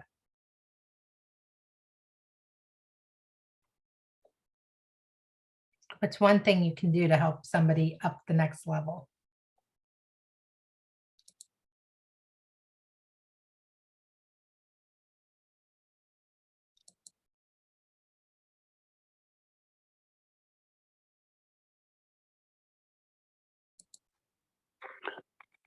Pat, Hey, I, Pat. I think we can, sometimes if we might have to pay for someone to come to an affair as a guest.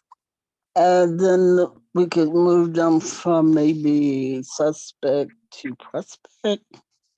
So you would like let someone come to an event for free? Is that what you're saying as a Yes, guest? as a guest. Mhm. I mean, a lot of us do that. We pay Once- for somebody to give them the initial look at the group. Mhm. Have them come to an event for free, and then once they're there, help them understand the benefit of membership. Yes. Yeah, great idea. And that would be, I think, from prospect to member, as someone who actually knows about you, contacted. And I love the idea of people bringing a guest. A lot of, programs out there, training, marketing programs are doing a buy one, get one free. And part of the reason for that is they double their number of people in the room, and they kind of up the price a little bit sometimes for the ticket. That'll help offset the cost. But, you know, you can bring a friend in. So that's a great idea. Okay, member to advocate. Does anybody have an idea on that one?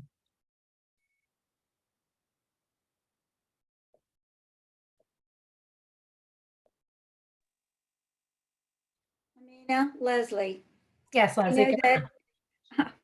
I know that I moved from member to advocate because I was approached at a meeting, and then I received a follow-up phone call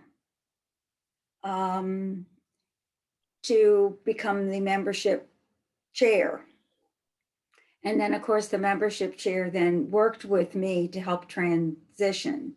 Mhm. And I guess I became a raving fan because of the same situation that led me to become the membership chair for MRSPA.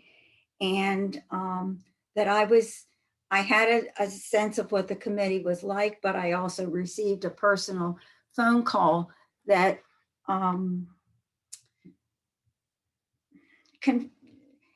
that said, we would like you to try to do that. I have to say, the first time I was asked, I did not volunteer. That came later. Yep. Okay, that came later. But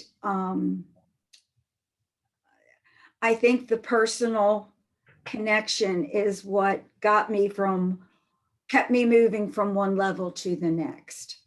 Yeah. And then also, Leslie, I'm reading into this, but you can confirm. There was somebody took the interest in it and said, hey, I think you've got something that could really be beneficial to the organization.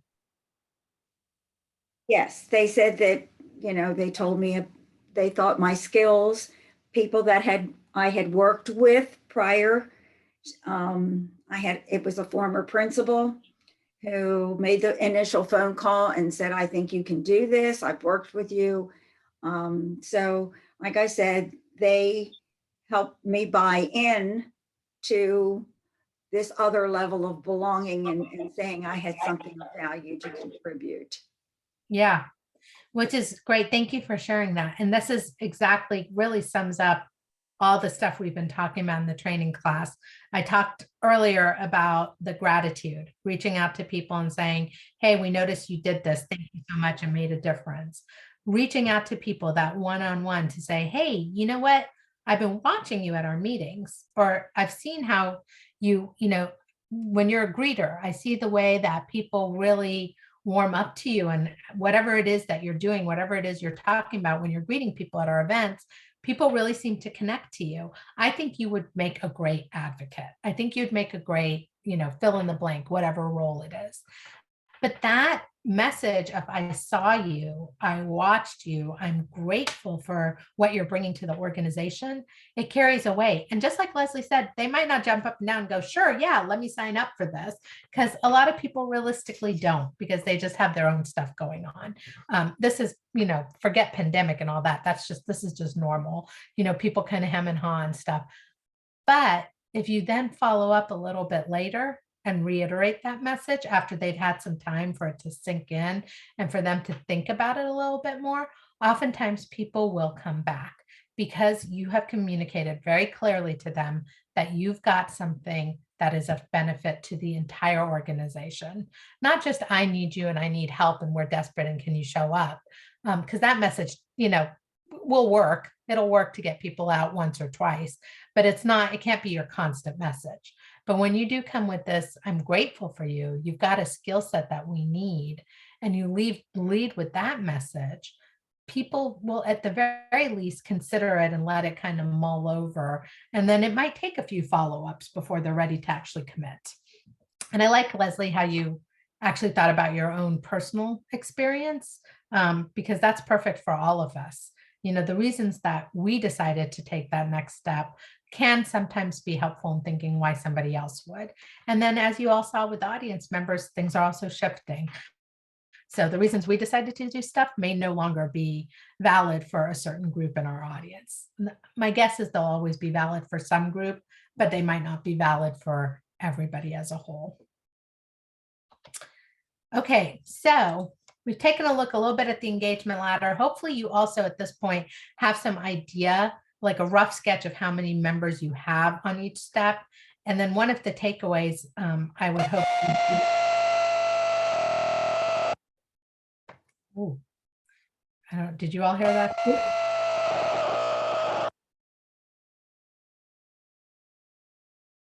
Maybe if we have people joining, we can mute them as they come. Maybe that's what's going on. So one of the takeaways too, hopefully, will be to go back and really look at this and say, how many people do we have and how many people do we want? And level by level, how many people do we want to convert to each level? And what do we really need to do to make that happen? Right? So I've given you a lot of different thoughts and ideas and concepts to think about, but this is where the rubber meets the road, right? You have all this knowledge and all this information, but now it's about sitting down and saying, okay, which of these different strategies do we really want to try? Are we going to start writing thank you notes and gratitude notes? Is that something we really want to invest our time and energy on? And with that whole cycle, remember, you're looking at this cycle and you're trying stuff, and you're going to try some things, and it's either going to work or it's not going to work, and you'll just keep going back and forth until you find the stuff that actually works for you, right? So you might try the thank you and do the 5 thank yous a week and see what the results are after a month. Are you getting the results? Like Debbie was saying, we tracked everything in a spreadsheet this time. We took names off and then we engaged other people. So you keep trying these different things until you find out which one works. The complicated part is you're getting all these different ideas and really to decide, hey, which one do we really want to put our time and energy in to give a try to? And hopefully you have enough background now with belonging being how you want to start this whole process. It's not about what I can give to you as much as how I can create the sense of belonging and have you be part of something bigger than yourself. All right. So again, wanted to put in another resource here. This is, again, the leadership guide that the NRTA has put together. You'll see over here that they have a page specifically on engaging younger members. And so once we have our members engaged, we're ready to start to look at future leaders. And I'm getting questions, getting some questions in chat, which are great because I know this is where the problem area is, where all these things sound great, but how do we actually do it? How do we actually get people to be engaged? And the truth is, all of us, everybody out there is in the same boat as you all and trying a lot of these different ideas. They're trying this one-on-one engagement. They're trying getting to know their members.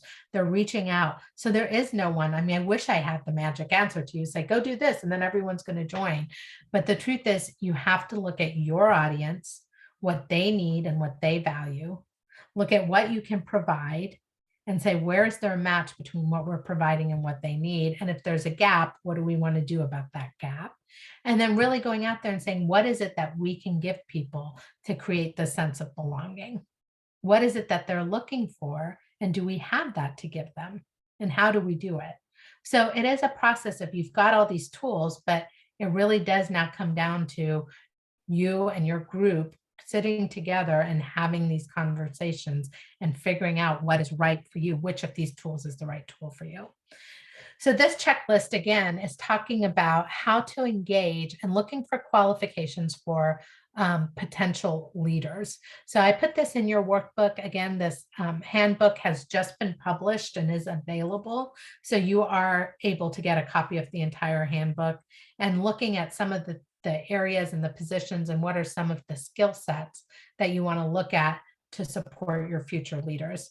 Positive spirit, strong communicator, good listening skills, writing skills, sound judgment and decision-making skills, respect for other, consensus-oriented approach, willingness to learn, being flexible and open to new approaches, commitment and passion to serving retired educators, and honest and acts with integrity, and then some additional skills. Now, what I will say over here is you want to move people in the engagement ladder so you get to know these things about the person.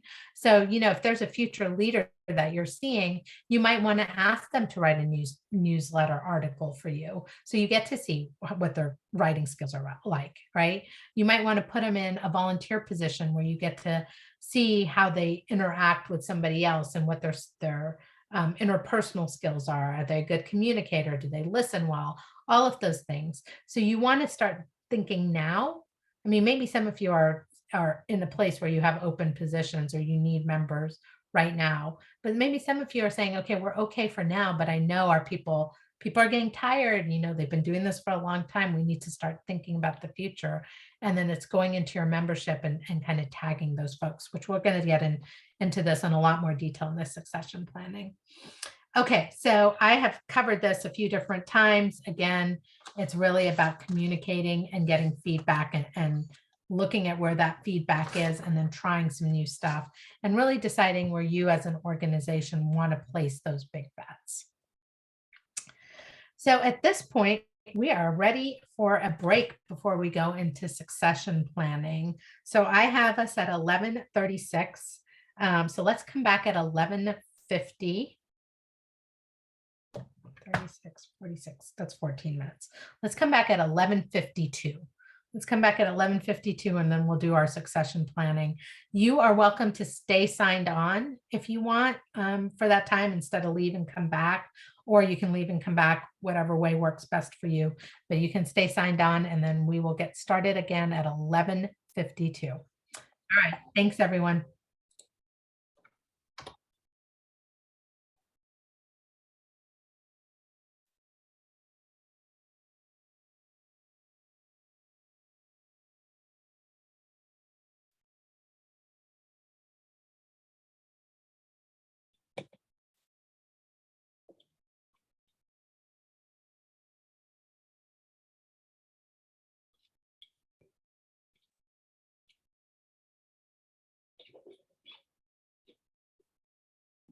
Yes, thank you for that correction. I'm on Central Time, 12:52. Thank you.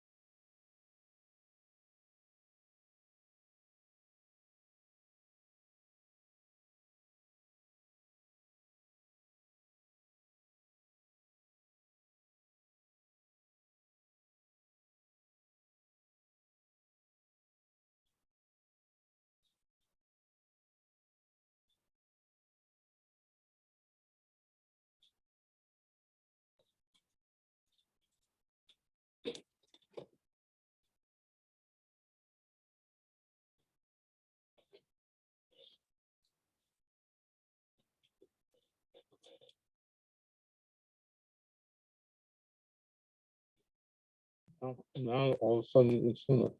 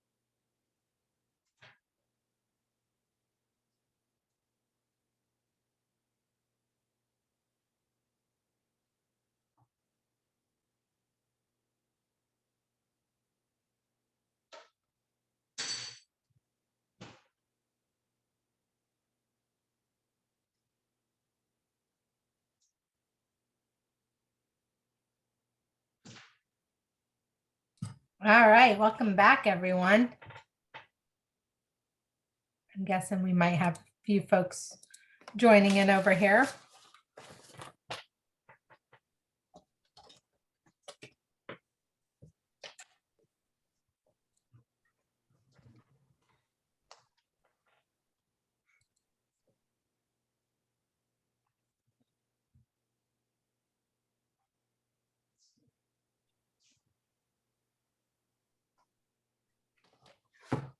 Are we ready to start the recording again? Hey, Charlie, I see you for once. Now I'll mute again. You can actually see me or somebody else? No, I'm seeing my co-president and I never see him on these Zooms. He always, his image never comes through. So I just had to say hi. That's because he's got all those diplomas behind him. He doesn't want us reading. Charles, you're on mute. You got to unmute yourself. We didn't hear. That's all it. right. Debbie, this is Leslie. Now I see Charlie and Deb on. So we've got 3 Anne Arundel people here. Right here on the top row. I've been on the entire time. You just, all of a sudden you can see me. Yes. My power went off for 10 minutes between 12:20 and 12:30. And now you can see me, so. Awesome. All right. Well, let's go ahead and begin. It looks like the recording's on and we're good to go. Okay. So we are moving into succession planning. I have a couple of cartoons for this as well. Whoever pulls the sword from the stone gets my job. And the previous CEO of Xerox, one of the things we often miss in succession planning is that it should be gradual and thoughtful with lots of sharing of information and knowledge and perspective so that it's almost a non-event when it happens. And you all have probably been working in organizations for quite a long time to know that oftentimes it's a dump and run as fast as you can for the door. So what we want to do is start to become a little bit more thoughtful and mindful in how we're doing succession planning so that we're really preparing future leaders. And there's lots of reasons for this. One, obviously, is the amount of time and effort that you personally have put into this organization. Want to be able to hand that over to the next person and see that the work you've done be built upon instead of having to start all over again. So what is succession planning? Oftentimes this is a term that gets used and we need a succession plan and we should be doing succession planning. And it kind of gets rep for being a lot more complex and complicated than it really is. It really is just a proactive process. And that's really the key word there is proactive process of identifying critical positions within your organization and developing a plan for individuals to assume those critical positions. So it may not be all of the positions in your organization, but there may be a handful of positions that you all deem is critical and you want to make sure that you have the right people for. I will add some of the stuff that I'll be talking about here in addition to this in succession planning is to also know where your critical information is. Oftentimes what ends up happening is there's files, especially when you're in a volunteer organization, and then even more so now with COVID and working from home, files that are on somebody's laptop or somebody's desktop, and then a year later you decide to do something like the event we held last year, but who knows where that file is, all of that. So I like to include that in succession planning, account information, email addresses, where files are located, what the financial records are, who has been doing the financial records, having everything saved into one place that is accessible to multiple people in the organization. So not so accessible that everyone has access, but making sure more than just one person has access to that. So let's talk about what is the why in succession planning. So in order to do this effectively, you yourself need to be really clear on what are the advantages of being a leader in your organization and what are the skills that you need to be a leader in your organization. So why what is the advantage to you personally and to the organization, and what are the skills? And in order to answer those questions, think about your own experience. Who recruited you? Why did you say yes to the leadership position? How do you feel now about taking on that role? Why are you still in this role? And what do you wish you had known before you said yes? As mentioned earlier, I went to Georgetown University, and I'm currently our class president for my graduating class year. And before I was our class president, I was a co-chair of our events subcommittee. Now, the events subcommittee gets to plan the reunions. It's a lot of fun. It's party planning. We decide where we're going to have them and the menu and all this other stuff. And so at the time, the chair came to me and he said, you've been, a lot of stuff I've talked to you all about. You've been doing such a great job with our events and, your enthusiasm, and we'd really love to see you in a leadership position. I'd love for you to be class chair. And I said, okay, some of the same stuff I talked to you all about. I had to kind of sit with it. But my first question was obviously, what does that mean? I know what it means to be a co-chair of the events subcommittee. I don't exactly know what the class chair does. So he says, it's a lot of the same stuff you've been doing. And then you oversee the other subcommittees, which is communications and fundraising. But it's no big deal. I think you'd be really good at it, blah, blah, blah. And so we had about a year transition where, I said yes. And then we had a year where he was transitioning stuff to me and we were co-running meetings and I was learning all this stuff. So really perfect transition and all that stuff until, of course, I became class president. And I found out that I'm going to spend 90% of my time fundraising and 10% of my time doing all the fun stuff I used to do.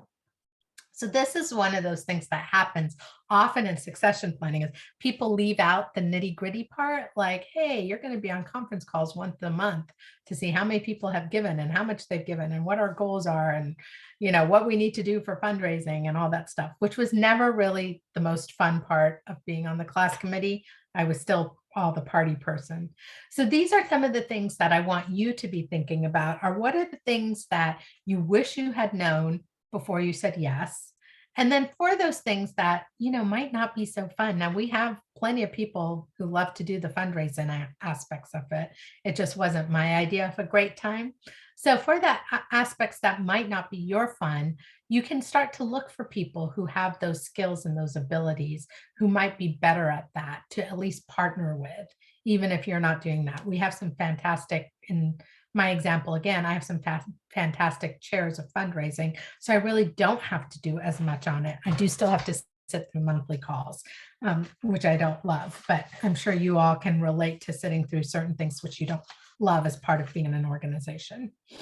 So I want you to take a couple of minutes now in your workbook and think about what is the why. What are the advantages of being a leader in your organization? What skills, what are just, and there's a lot of skills you probably need, but what are just the 2 or 3 kind of critical skills to be a leader in your organization? And then thinking a little bit about your own experience, you don't have to write this down, but just to answer those 2 questions, thinking about your own personal experience, who recruited you? Why did you say yes? How did you feel about taking a leadership role? Why are you still here? And I know as I talk about this with other states across the country, sometimes the reason people are still here is because there's no one else showing up. So I'm kind of stuck here. But for some other times, as you reach deeper, there's some meaningful, something I'm creating or project I'm proud of that's keeping me here in this role. And what do you wish you knew before you said yes? So I'm just going to give you about 2 minutes to jot some of these thoughts down in your workbook on page 15 of your workbook.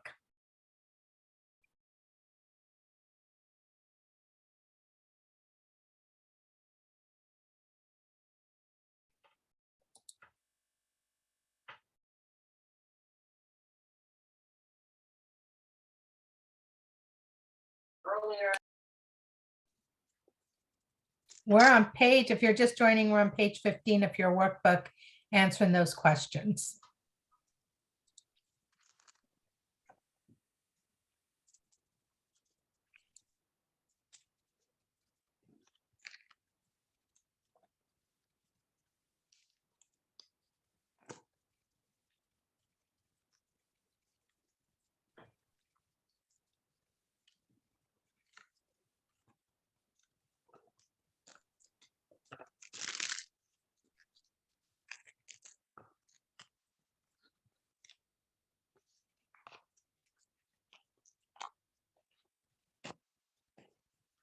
And if you just joined, go ahead and mute yourself.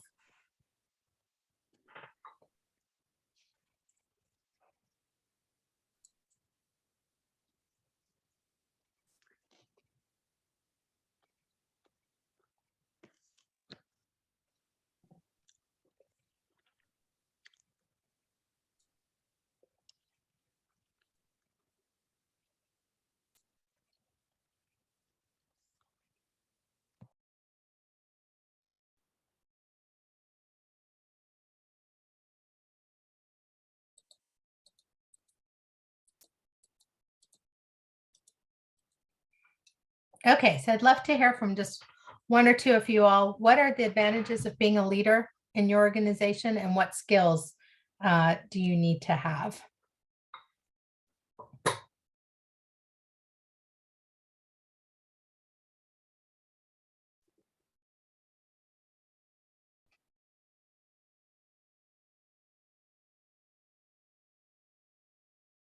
I'll go. Karen from Washington County.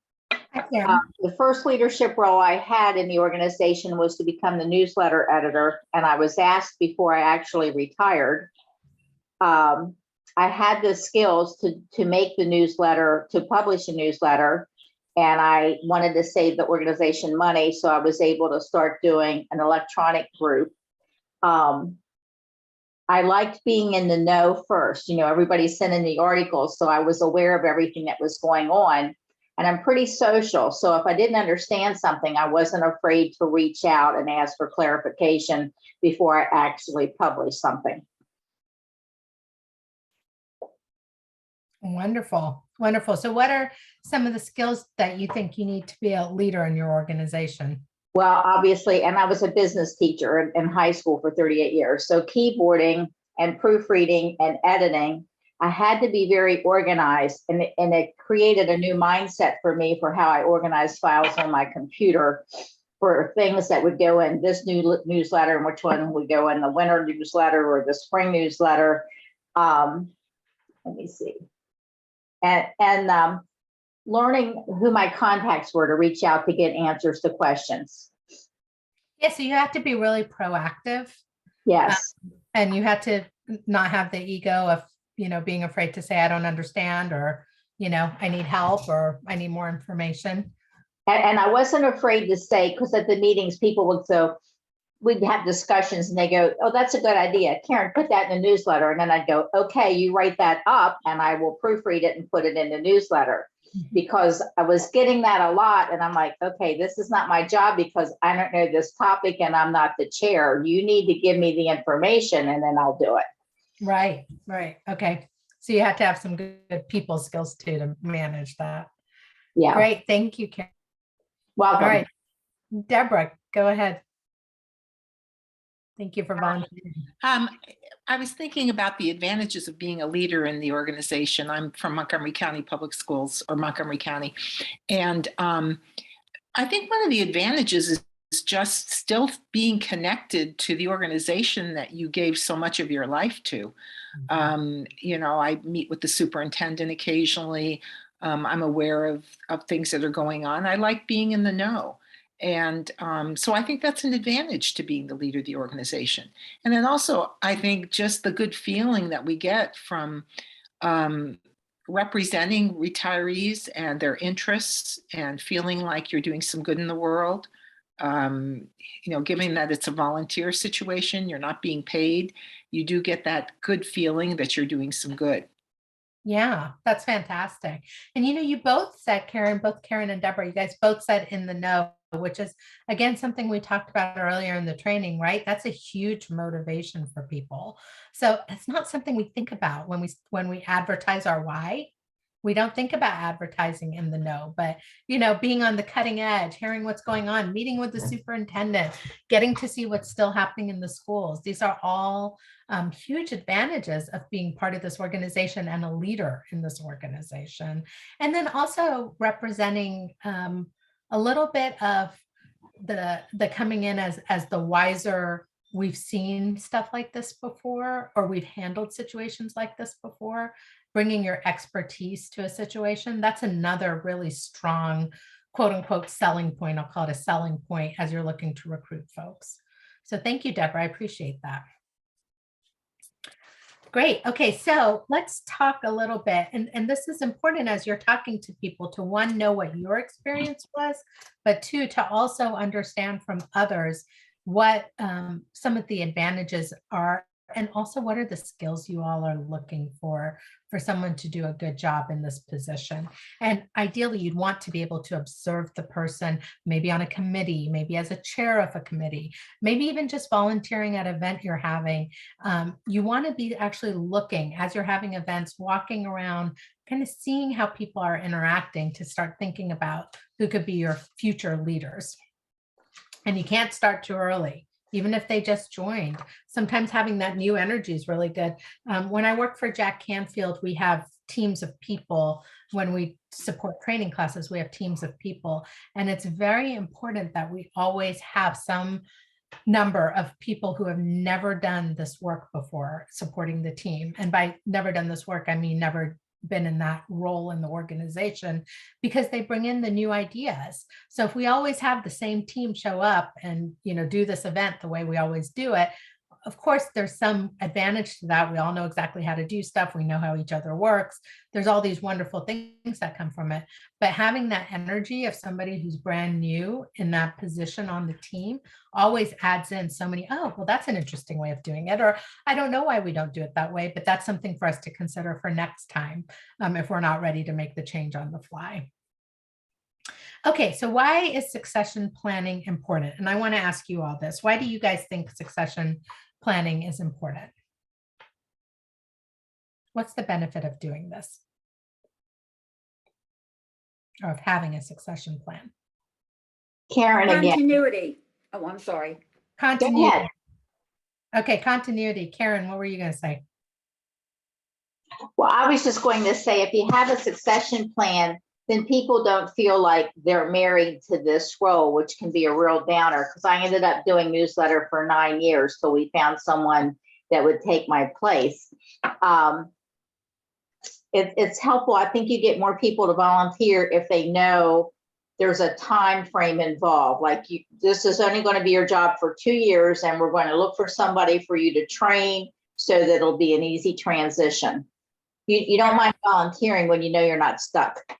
Yeah. And that is actually a big part, especially in volunteer organizations. There's such a fear that somebody else won't step up, but it's one of those things where you have to balance, because people don't step up if there's no vacuum to step up into. So if you're doing an amazing job, as I'm sure you all are doing in your role, it's a little bit intimidating for somebody to step up and want to take that role, right? They really are. In order for that to happen, you really do have to reach out to people and start to say, hey, I'd love to see you take this role. And then it's intimidating to think, how am I going to get all the information to do this role? So yeah, sometimes this is this feeling of either being stuck or just saying, well, I'm never going to be as good as so-and-so. So I don't even know if I want to put my name in the ring. And you want to open the organization up to new ideas. You can get stale after a while. So you want to give everybody a chance. Right. Absolutely. Other ideas? Why is succession planning important?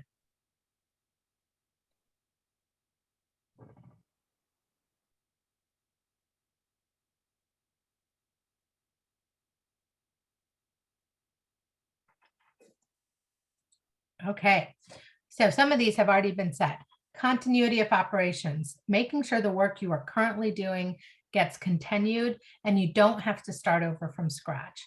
Again, I'm sure you all have been in this position. I have to, for whatever reason, you take over for somebody else, and it's so hard to understand what was happening and what was going on that you almost have to just start over from scratch.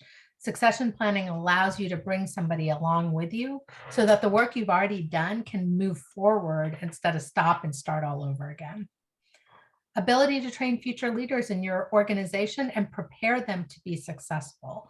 So unlike what ends up happening sometimes, for whatever reason, the position is vacated and then someone has to step in. First, there's this mad rush to find someone to step in, and then you've got someone to step in and they're unprepared They don't know what they're supposed to be doing. A lot of times in most organizations, things are not documented to the degree that they could be. That kind of is across the board. So people are having to kind of learn as they're doing and figure it out as they go. And again, you're losing some momentum in your organization by not being able to mentor and train up and then transition over. Continuing key financial and regulatory requirements that are mandated in your organization. So these may or may not have a lot of these, but the financial transactions, for someone to understand what you've got in savings, what your dues are, how often we renew, who's on automatic withdrawal, all of those things are key pieces of information that if the person who's running that doesn't have a backup or you don't have any that documented anywhere, that's a lot of time and energy that's spent just trying to figure out something that's really important, i.e. your budget, your money, where your source of income is coming from. And it's an engagement tool. It gives members the opportunity to have something to work towards. So imagine now that you are having an event or you're even doing a Zoom and you got it for new members. And then all of a sudden during this, you say, hey, there's all these, we have all these wonderful programs and all these places where you can volunteer and be part of that. And hey, we have all these cool leadership positions too. And if you're interested, you can even be the president of your region. You can join the membership committee. Here are all the list of the committees. Here's the type of things the committees do. It gives someone from right when they enter, it gives someone a trajectory of, hey, I could be really involved here. And there are places that could really use my expertise. Again, with the theme of what we're talking about here today, creating engagement through belonging, when I can see myself as someone who can contribute in one of those leadership positions early on, that is, you're creating that engagement and belonging feeling right away. Like, wow, I have something I really offer this organization. So you don't have to lay that on too thick right at the beginning, but just know even people who are just coming in are open to those types of messages. They want to see where they're going to be now, a week from now, a month from now, a year from now, 5 years from now, 10 years from now. And to show that there are those opportunities in this organization is a very strong engagement factor, a strong message for that. And then to give yourself and key personnel, and this was brought up too, the confidence to be able to leave, the confidence to be able to serve for 1 year, 2 years, 5 years, 10 years, but know that there's somebody that they can hand stuff off to. Okay, so let's talk about the 3 Ds of succession planning: define, diagnose, and develop. Now, before I go into too much detail about this, I just want to say this is the theory behind the practice. I'm going to spend our time here together really in the practice part because it's not super complicated, but I want to at least give you all a little bit of the theory behind the practice. So this is the theory. First, you define your critical roles and what your needs are, and you develop your leadership profiles, i.e. what skills we need for these critical roles. So you're really saying, here's the type of person we need, and here's the skills that we need for these critical roles. Now, keep in mind, not all of your roles need to be critical. Maybe the financial role is a critical role and the president role is a critical role. And the other roles, it'd be nice to do the succession plan and have someone in there, but we don't consider it a critical role. You want to focus your time and energy on those roles that you do consider critical. The second D, diagnose. So now you're diagnosing, you're taking a look around and saying, here's what I've got. What are the ingredients out there, if you will, the members out there that I can whip together to get the outcome that I want? So you're going to look at your current skills inventory. Who's got the ability to do these financial reports? Who's got the background? Who's got the knowledge?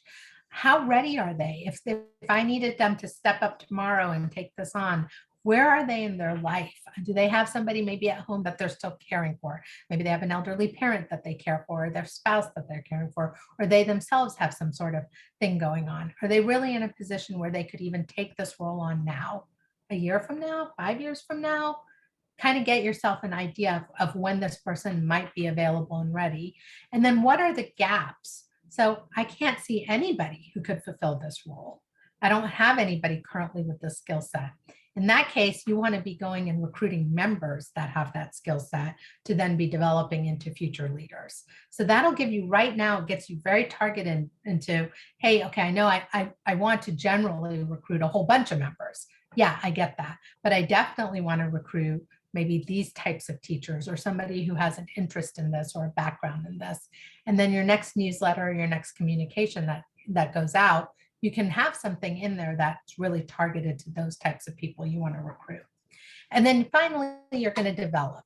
So the develop is really the job shadowing, the mentoring, the getting that person absolutely ready to take over that skill.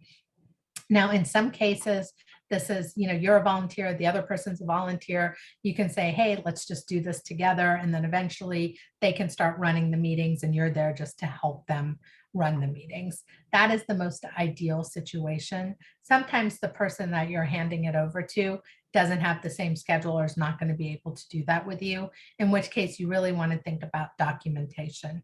And ideally, you want to document a year before you're ready to step down. Now, again, all of this is very ideal. There's plenty of examples of succession planning that happened because someone had a life event and someone had to step up. But what we're talking about here is really being proactive in our succession planning, knowing that it's not going to always work that way. But even if you're kind of new in your role, you can already be mentoring somebody up that they might not take over for 2 years or 3 years, but that they can kind of be your backup. The good advantage of that is you've got 2 people who understand, but also it gives you a break. If you can't make it to an event or if you can't go and speak at a presentation because the timing doesn't work for you, you've already got somebody that you're training up right now who may not have that title, but has the skill set or the ability to do it. So it's never too early to go ahead and start learning about succession planning and actually have people out there. Okay, so when you think about succession planning, think about what does that person in this position do every single day? What's like a daily activity? And they may or may not have any daily activities. What do they do on a weekly basis, a monthly basis? What do they do quarterly? And what do they do annually? So again, what often happens in succession planning is you have maybe a 2-week window with the person and you're just handing over everything that's current during those 2 weeks. What we want to do when we think about it proactively is say, here are the things I do every single day. Here are the things I do every week. Here are the things I do every month, every quarter, and every year. And here's where you can find the information that goes with each of these things. Or here's the person you can talk to. So maybe I put together a newsletter every quarter and that's my job. I put together a newsletter, but I can say, oh, I work closely with Wanda on this newsletter. So when it's time for the newsletter, Wanda can also walk you through that because we still have 2 months before you'll do your first one. And maybe the shadowing's not going to go that long. So, here's the other person you can ask questions when the time's right. So what are the key activities that we are dependent on this role for? So if the role is a secretary role, what are the key things that the secretary does that really nobody else takes part in? So they're primarily responsible for it. Those are the things you want to make sure that you've trained the other person on how to do. What are any key relationships that this person has? So as you all are talking, and Deborah just talked to about, having that relationship with the school superintendent, that would be a key relationship. If you're transitioning out of your role, you'd want to make sure that the next time you go and have the meeting with the superintendent, you take that person with you so that you're developing their relationship with that same person. So as an organization, you're keeping your relationships with all those same people. And then what are the key documents that this person has primary access to? Now, if everything you all are doing is on some shared structure or, Google Drive or any of that, fantastic. But if there's not, and there's stuff that's on your independent computers, I would say a big thing to do, even before you're thinking about succession planning, is to figure out how you're going to save your data in a place where more than one person can access it. And there's tons of different options out there, from Dropbox to, Dropbox, which they have a free, but then there's some that you paid for. Then you've got Google Drive. There's no lack of different ways, SharePoint, that you can make sure that this information stays in a central repository. But that's a big, we don't want things on people's personal laptops. And as we all are working more and more from home, this is becoming a bigger and bigger issue. So we are going to actually jump right in and create a draft succession plan. And I'm going to talk to you about, on page 18, you will see a succession plan. Now, on the draft that I've given you, I have some positions listed. If those are not the appropriate positions, or that's not what you call those positions, that's fine. You can just write in whichever one you want. Also, I'll make sure that this goes out separately as a Word document so that you might have more than 4 positions, and you can just keep, copying this for all the different positions that you've got. But let me just take a second here because I just realized I don't have mine open, which I should have done during the break. Let me pull mine up. And then yours should be on page 18 of your workbook.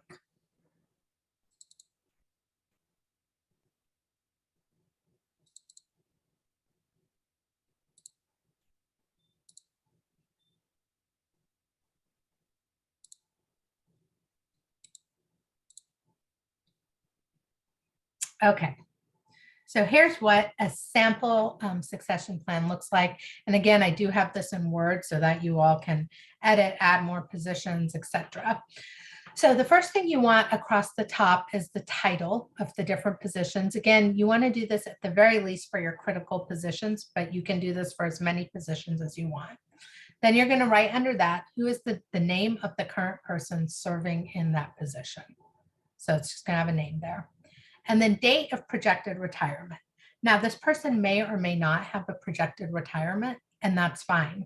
So if they don't have a date of projected retirement, you can say NA, or you can sit down and say, let's plan for as if they're retiring at the end of next year. Now, that doesn't mean they have to retire at the end of next year. You're just doing this for planning purposes. If they end up not retiring and they want to stay longer, awesome, fantastic. But at least you have some idea of, hey, what if they said they wanted to retire this December? Are we ready? Probably not. That's a few months away. What if they want to retire next December? Could we be ready? Probably. So you want to come up with a time frame of something where you say, hey, if something happened, and that's how it's going, that's just life. Life happens all the time. People get new opportunities, new challenges come up, and somebody who's in the role and plans to be in the role and has no intention of not being in the role might have something come up. So I always say, just plan for a year from now. If about a year from now, this person, for whatever reason, was no longer to continue in this role, what would be our approach to do this? And then if they are able to continue, great. We still have people on standby and ready and waiting, but we don't necessarily have to put them into that position. Okay, urgency of replacement. Obviously, if you don't have somebody in that role currently, you go to a 5. It's extremely urgent.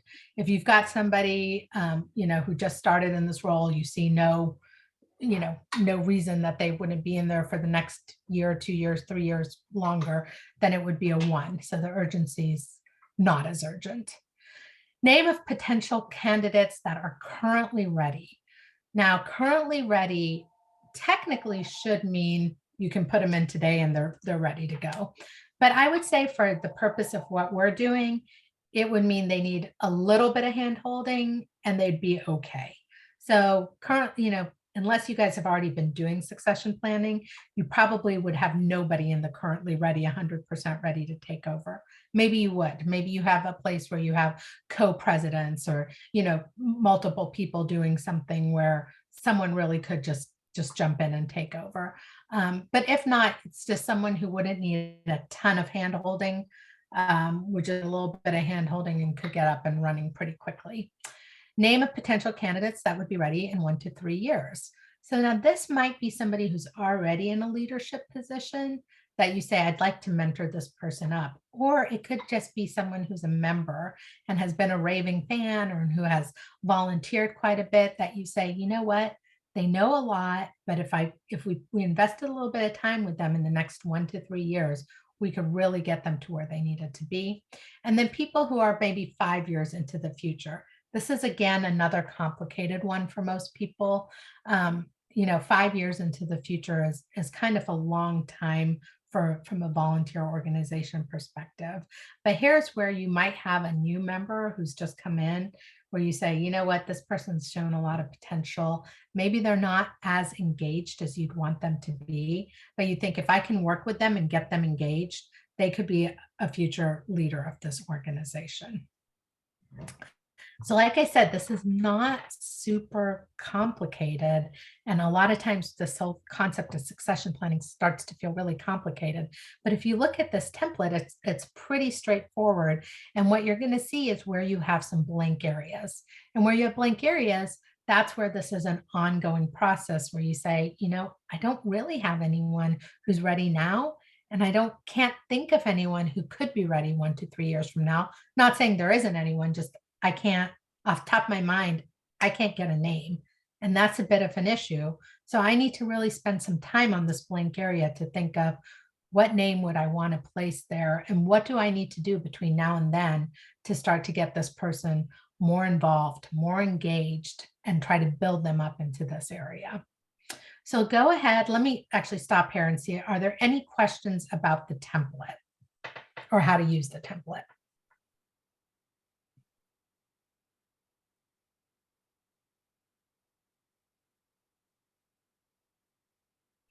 Okay, so let's go ahead and take about 10 minutes right now. And I want you to complete as much of this template as you possibly can for whatever area you represent. So if you're on the board of directors, you can complete it for the board. If you are in a region, you can complete it for your region. Feel free to change the position titles to be actual names of titles that you have. But what I'd like to do is actually take the time right now in this training to do it. And the reason for that is I could leave this with you and say, hey, go take this and take some time to do it. And it would go into a list of things to do. And you all would eventually get to it. I know you would because you're very responsible. But chances are it would keep getting put under a stacks of paper. And I want to show you it's not very hard to do. And once you have something started, it's easier to use that as a conversation piece. This exercise, like many of the other ones we've done, you probably would be working with a group, but at least you can get started with your thoughts and somebody else will be started with their thoughts. And you guys will be coming in and having a place where you can discuss, you know, what might be good for the organization. So we're going to go ahead and take about 10 minutes. I'll check in with you all in about 7 or 8 minutes. I'm here. If you have questions, feel free to put it in chat or just unmute yourself and ask. But I'd like you to take a go at filling out a succession plan. And again, this is on page 18 of your workbook.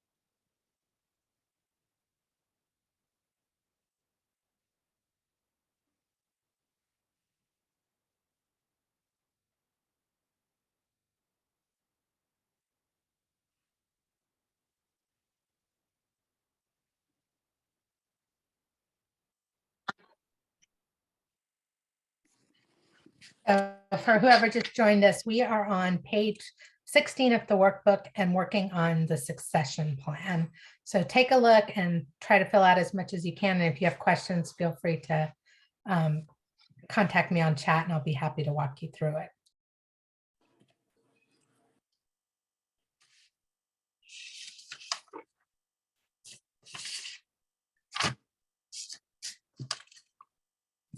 Jeez.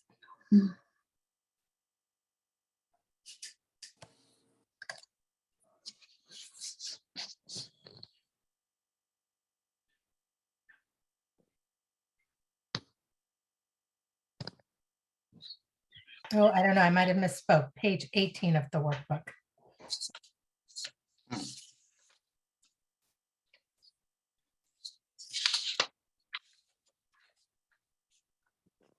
That makes sense.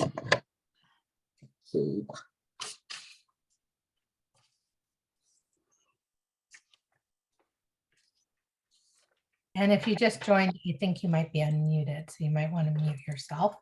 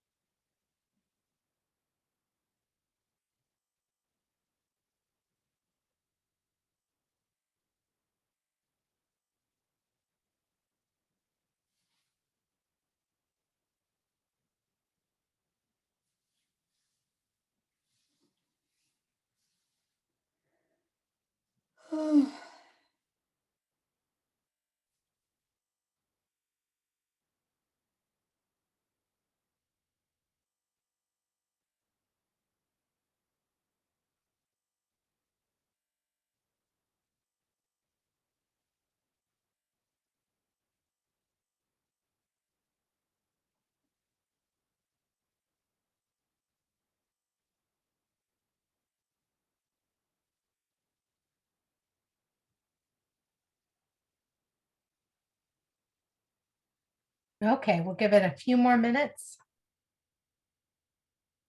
And then I will take some sharing on how this exercise was for you all.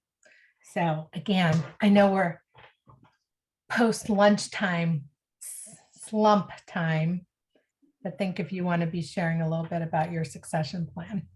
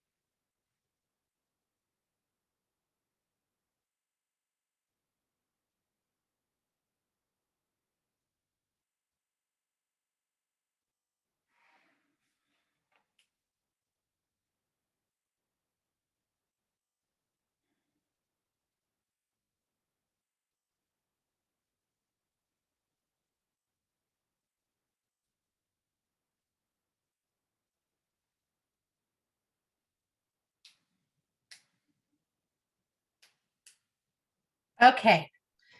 From what I can see for the few people I'm looking at on video, it looks like people are not still writing. So I'm thinking that might be enough time to at least have got you all started with this. So I just want to take some sharing on this. What did you all think about the exercise? What was easy, not easy, helpful, not helpful? Love to hear from two or three of you. I have a comment. This is Bev. Unfortunately, just as you started this, I lost the internet. And so I lost it probably during the part of your presentation that I needed to hear, because my concern and my problem at this point is even having potential candidates. So I'm going to be, I don't know if I missed that part, but that's, like I said, that is my concern at this point. So I'm anxious to hear what everyone has to say in regards to finding those potential candidates. Yeah, so Bev, I've been getting those questions here during this training and then just in general when I talk about this. And just, where are the people who want to volunteer? Because that used to be a norm. It used to be a norm that people would retire and they come into the organization and they, do our part. And we're not seeing that trend the way that we used to. And people are asking, is it COVID? Is it, what's going on and where are the people going? And I would say, one, I wish I had an answer for you. I'm sure you wish I had an answer from you, and so does everybody else, where I could say, hey, this is what you need to do and this is going to work. But that's really what that first part of the training is all about is, okay, the way we've been going about and approaching people, it's not netting us the results that we need. And we're spending a lot of time and energy kind of chasing people and still not getting the results of what we need. So it's really about engaging through belonging and really finding out, okay, how can I show people that there is a spot for you here? And not just that there's a spot and I saved a spot for you, but like this organization actually needs your skills and your abilities. And we want to make space for the skills that you're bringing. And we need your skills because we have this vision and we have this mission and you're a part of it. So unfortunately, I know your question is a lot of people's question, and there isn't one simple answer. It's not just COVID. I know that that's been kind of like, oh, it's COVID. And, but the truth is that somehow we just happen to be in this time frame where people are just overwhelmed in general. There's just too many things vying for people's attention. And if you're not out there with this value proposition that says, hey, I represent something you care about, one, so you're interested in this organization to begin with. I represent something you care about. And there's a place where your contribution, your unique skills and ability can really fit in to help making that vision possible. That's the best bet you have right now about even getting people to engage. Yeah. Oh, I'm sorry. I was going to say, I think the big problem is that this generation is just not getting involved, and I hear it from other people and other organizations. So that's kind of the key for me is how do we get these people interested and involved to become a member? They say, well, I don't join. So, well, you don't need to join. You just need to become a member and then go on. But I've talked enough, but that's been helpful, just that little bit, that you've said. So thank you. You're not alone. And I will say one other thing. I don't know if you heard, I mentioned it earlier. I don't know if you heard this part or not. You also have now the big divide. You've got the members who say, hey, we really like doing the luncheons and we like that, but we need more people. This small group can't keep the whole thing running. So you've got this group that you want to cater to. They're longtime members. They've been there. You don't want to lose them. And at the same time, you have to simultaneously now get this new group in, which wants different things, that we're all kind of trying to figure out what it is that they want and how do we get them to engage. So you're doing both simultaneously, and you all are feeling it. You and everybody else is feeling that almost double the work that you're doing. So I see Deborah's hand up, and then Kelly, I'll see your hand up too. So go ahead, Deborah. One thing I've noticed in this group that we lead, it's not like any other group I've ever led before. People get sick, they die, their spouses get sick, they move away. I'm finding that long-term succession planning would be a real challenge because I don't know if people will even be around 6 months from now. And Right. so, and it's just, I've never, led an organization that was this unpredictable, I guess is the best word to say it. So I think all the things you're saying are really important. And I just raised that. I'm sure everybody faces the same dilemma, but we all retired for a reason. And the longer people are retired, the more vulnerable they are to other things that happen in their lives. Yeah, and I know, I was just back in Maryland and got together with a group of my girlfriends, many of which are teachers. And some of them were asking, they were like, oh, so you're working with the Maryland retired teacher. Can you ask some of them to help me with my retirement calculator so I can retire earlier? I mean, there's teachers who want out of there today, and then when you're going with that attitude that you want, and these are my close friends, they're wonderful people, but that's the environment that they're in. That's the feeling they're having. And when you have people who want to retire right away, like the first possible chance they can, then to ask them to do something that, again, with that organization, you're just dealing with so many complicating factors over here. And we're seeing it again. You all are not alone in the state of Maryland seeing that. We had one more hand up and I lost you. It was me, Kathy. Thank you, Kathy. I'm also a local president, and I was thinking, of using this template to hand out at my next board meeting and have each individual record what their date of projected retirement would be and if they had anyone in mind, because I do not know what's in people's minds in terms of their longevity to serve on the board. And other than asking from year to year, are you willing to continue to serve? I don't believe we've done this. And this would be a great starting point because I'll be handing my duties over to our president-elect, who's also in our meeting today. And certainly we both need to know what the commitment is. And having said that, I agree with what Deborah was saying. Because of the age of our members and circumstances, you can make a commitment and really do not know if you can truly fulfill it because life happens when you're out making other plans. Right, absolutely. And that's why, Kathy, when you do that, and I love the idea of getting people involved for a couple of reasons. One, I love the idea of putting the responsibility on them to figure out which members they could possibly recruit. The only caveat there, the watch out I have for you is that you might have the same person, multiple people vying for the same member. So you might have that outstanding member and then everybody wants like, oh no, this George just popped up on my screen. So everybody wants George. I want George. So, it's like you might get that happening. And then that's where you have to have more of a conversation about it across versus just letting everyone kind of do their vertical. The second thing that goes to both your and Deborah's comment about, we don't know what might happen. You don't need to put one name in there. You can fill in 5 or 6 names.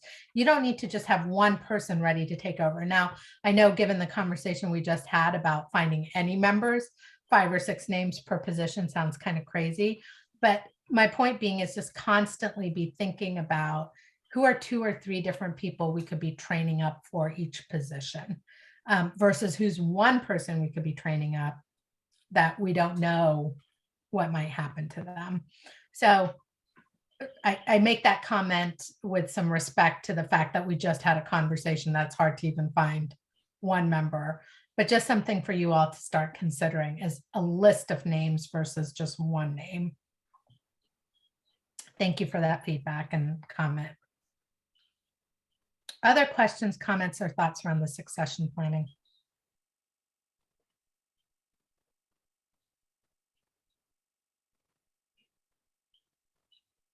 Okay, so I hope that this is at least a valuable tool to get you all starting to think about who could be those members. Also, the other thing that I said, which hopefully will be helpful too, is to really make sure you're advertising that there are these leadership positions as new members come in. So I'm assuming the members you all have had for a while already know this, or at least know of it in a general way. But as new members come in, say, we're always looking for people who are looking to be future leaders. If that's you, come and talk to me. We'd love to include you in the work that we're doing and mentor you up so you can be a leader. That is a selling point. Again, I use that in quotes, but a selling point in engagement and belonging is to the minute someone walks in, there are people who walk in with that leadership skill set, that leadership mindset.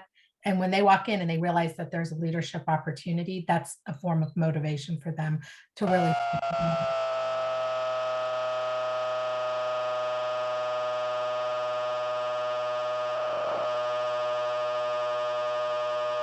Helen, can you mute yourself? Thank you, Helen. Okay.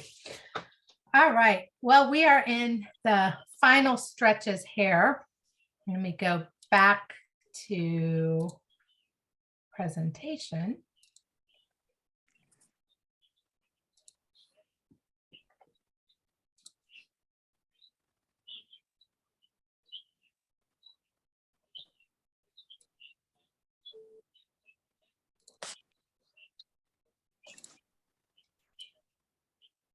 There we go.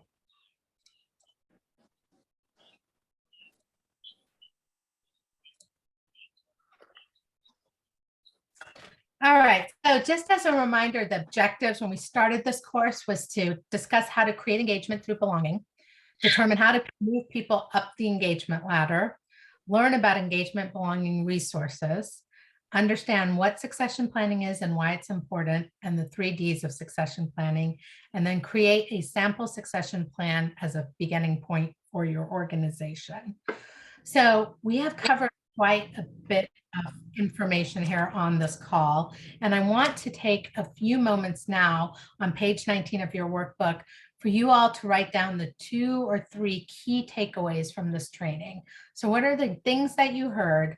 Just a few of them, no more than 5 max, but preferably the 2 to 3 range that you heard that you want to try to implement, or a follow-up that you want to have, like Kathy said, she's going to take the succession planning to her board and have them do that. That would be an example of something to write down. So just on page 19, what you took out of this training, the 2 or 3 key takeaways, what do you want to do with this key takeaway? And then what are some of the next steps? So we did the decision document, we did the audience analysis document, and we did the succession plan. Those were our 3 key activities during this training class. So what are your next steps with the decision document? Does that need to go to a group of people? And if so, who do you want to share that with? Audience analysis, do you want to spend more time on that? If so, who do you want to work with, collaborate with on that? And then finally, your succession plan, what's your next steps on that? And then finally, just coming up with your to-do list coming out of that. If it's setting up meetings with people or following up on a different idea, I just want you to use page 19 as your summary of here's what I'm walking out of this training and here's what I'm going to do next. So go ahead and give you about 3 minutes to do that.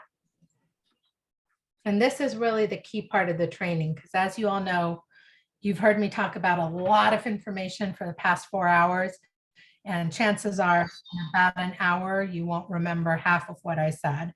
So this is really the place where you want to capture the few things that you really connected with and resonated with and said, I want to do something with.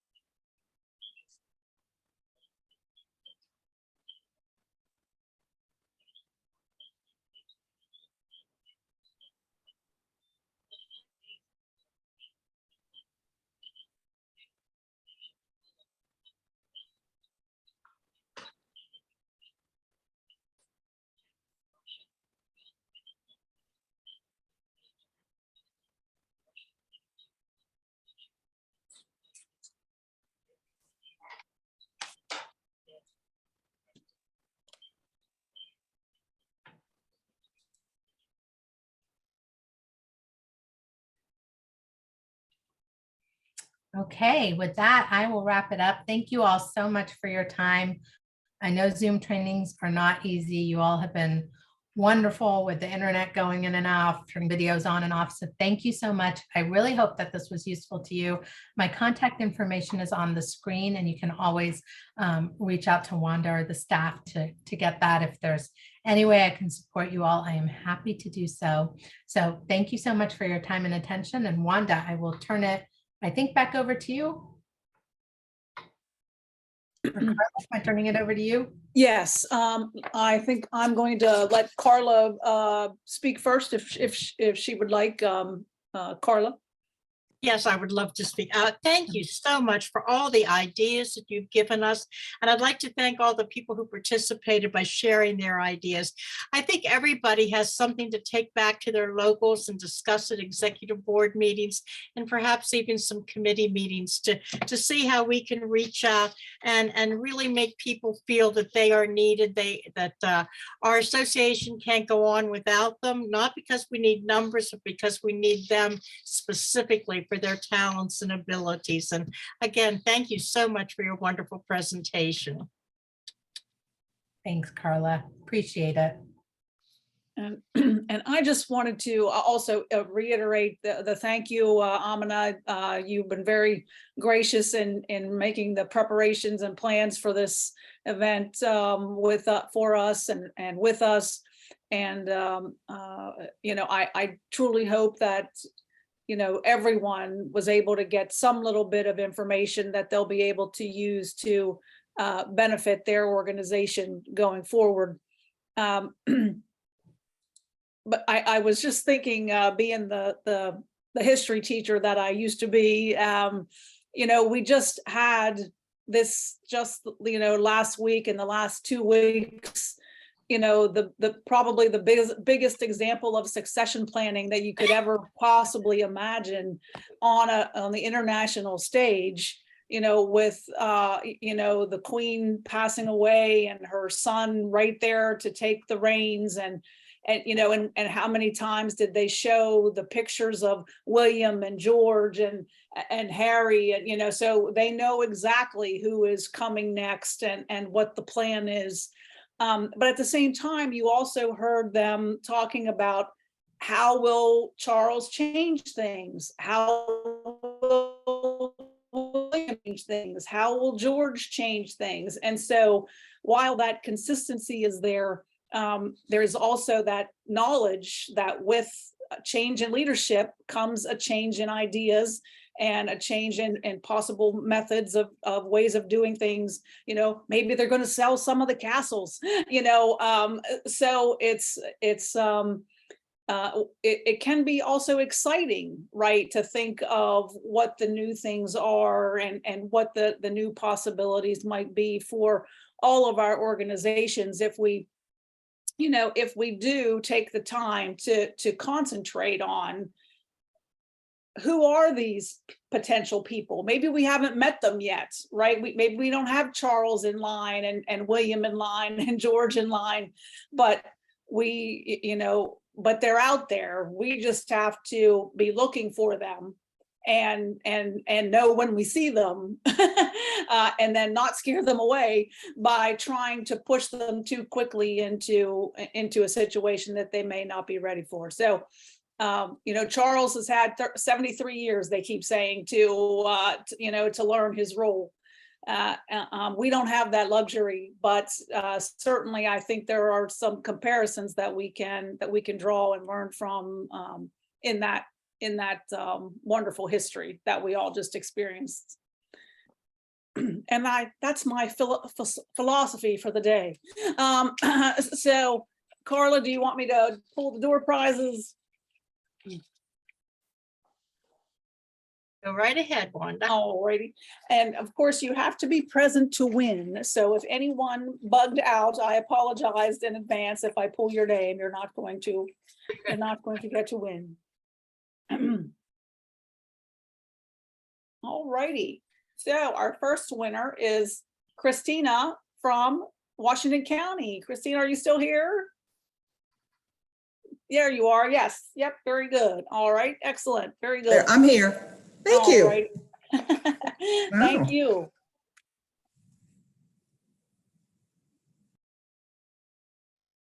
All righty, and number 2, Ken Garvey from Frederick. Yay! Thank you, Ken. And this is the last one, number 3.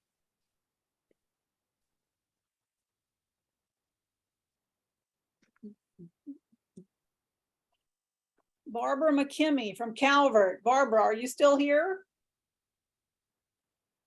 Barbara, I think Barbara had to bug out because she was at the fair. That's right. That's right. It never fails. The poor Calvert County fair, it almost seems like every year or almost every year, there's a tropical storm that comes during the Calvert County Fair. Well, looky there, Robert Ricardo from Calvert County. There you go. All right, so those are our 3 winners, Christina, Kenny, and Robert. Thank you. Thank you. Thank you very much. Are you good with wrapping up then, Carla? I think that's it. And again, I want to thank you for the wonderful presentation, for all the things we have to think about. And I look forward to seeing many of these ideas implemented, and hopefully we can report back to you at some point as to what's happened. Carla, Yes, this is George. yes, George. Before you quit, could I have a minute or 2, please? Oh, that's right. Sure. Good. Yes? Yes, go right ahead. Okay, first of all, I want to thank Wanda and Carla and Amina for the wonderful program today. I thought the workshop was extremely well done and obviously well received from the comments I've heard. But you know, MRSBA has been in the succession planning process every year since we were created. And far be it for me to talk to you about this, because none of you are contented observers. You're more like the advocates and the raving fans of your organizations. And for that, we thank you. Many of you are not only raving fans in your locals, but you're also raving fans in MRSPA. So thank you for that. My task as past president is to chair the nominating committee. And as you probably know, we're looking for a president-elect for next year, a secretary, and a non-board member. A non-board member is not a member of the board, but serves on the nominating committee.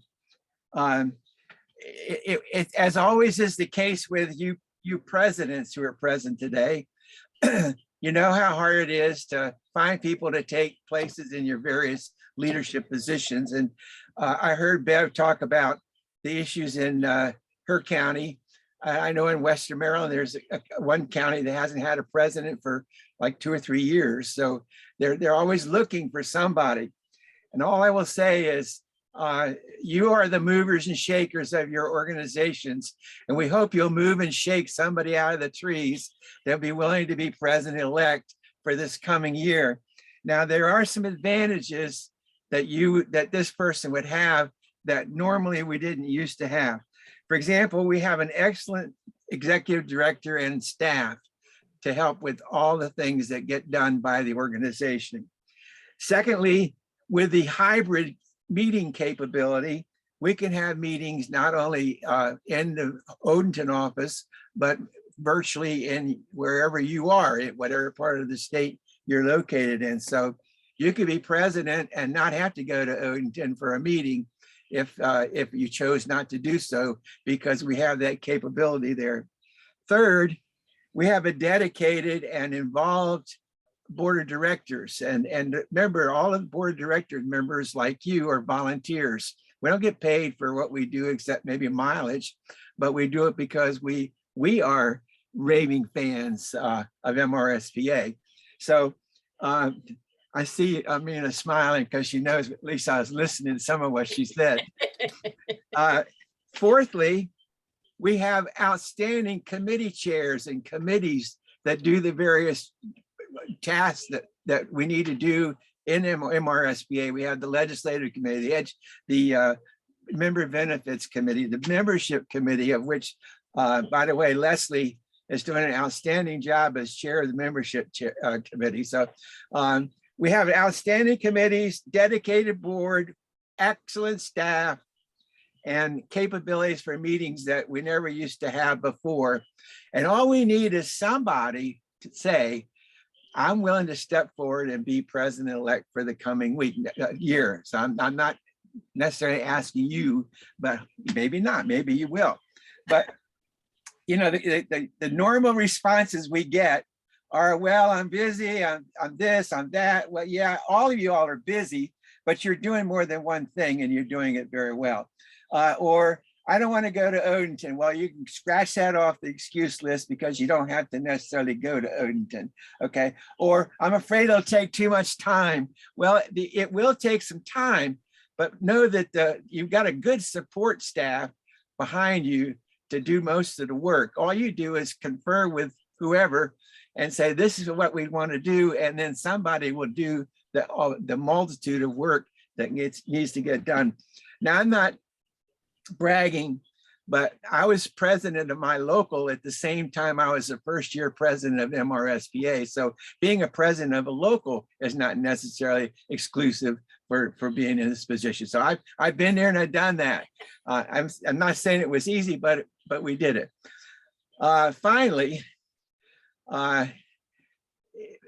help me, give me some names of people that would like to be considered for president-elect. Our committee is working hard. We've got to make some decisions by sometime in November. I know all the local presidents received a message from MRSPA asking them to submit names by the end of this month, in the next couple of days. So if you thought about it and you had some names you were planning to submit and you didn't remember it, please send those names in so that we can work with those. But I want to personally, I was called, I've been called a lot of things in my years in the school system, but the last thing I remember being called was the COVID president because of the COVID crisis.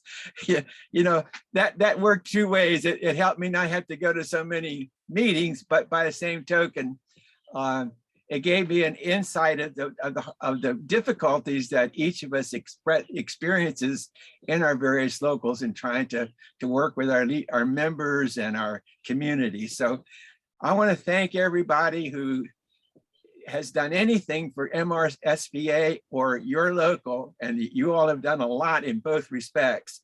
Thank you for all that you do, and keep up the good work that you're doing, because the kind of things you do, nobody else would do. I mean, I heard Kathy and Debbie mention that, you know, this is a unique population that we serve, and the fact that, you know, you're here today and gone tomorrow, or maybe this afternoon, who knows? So I know it's hard to sit here and say, well, I'll commit to, it's actually president-elect is a 4-year commitment. I'm not gonna lie to you. You're president-elect for a year, you're president for 2 years, and you're past president for a year. So that's 4 years. Now, can I guarantee I'm gonna be alive 4 years from now? I can't do it. But in my heart and mind, I felt that at least I wanted to try. And so that's the attitude that most of you, if not all of you, have in the jobs that you do. So just think about that. And if you think you'd like to make that effort and you're willing to put forth that time and commitment, please let me know. And thank you for this time. I wasn't trying to preach, but I had to get that message out. And Amina, I was listening.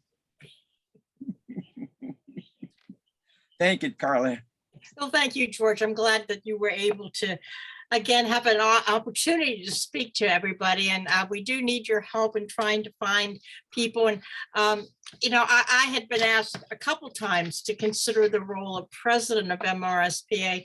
First and second time, I wasn't ready to do it. The third time I was ready. And it certainly has been an honor in the 3 months that I have been president. And don't be afraid of it. It's enjoyable. One of the things that I put down about what's what's important about your reason to be a leader. You get to meet so many nice people and so many people who have the commitment that you have, and to share and to get so many different ideas. So again, thank you for your dedication to your local and to MRSPA. We're so glad you were able to be here with us today.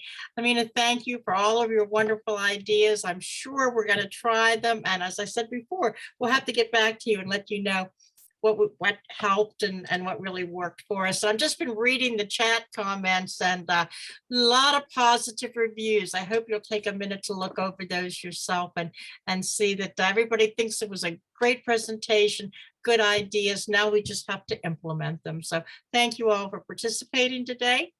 And I guess that's it, Wanda, unless you have something else to say. I just wanted to mention, I don't know if people saw it or not, but if you want a door prize, you will receive it in the US mail.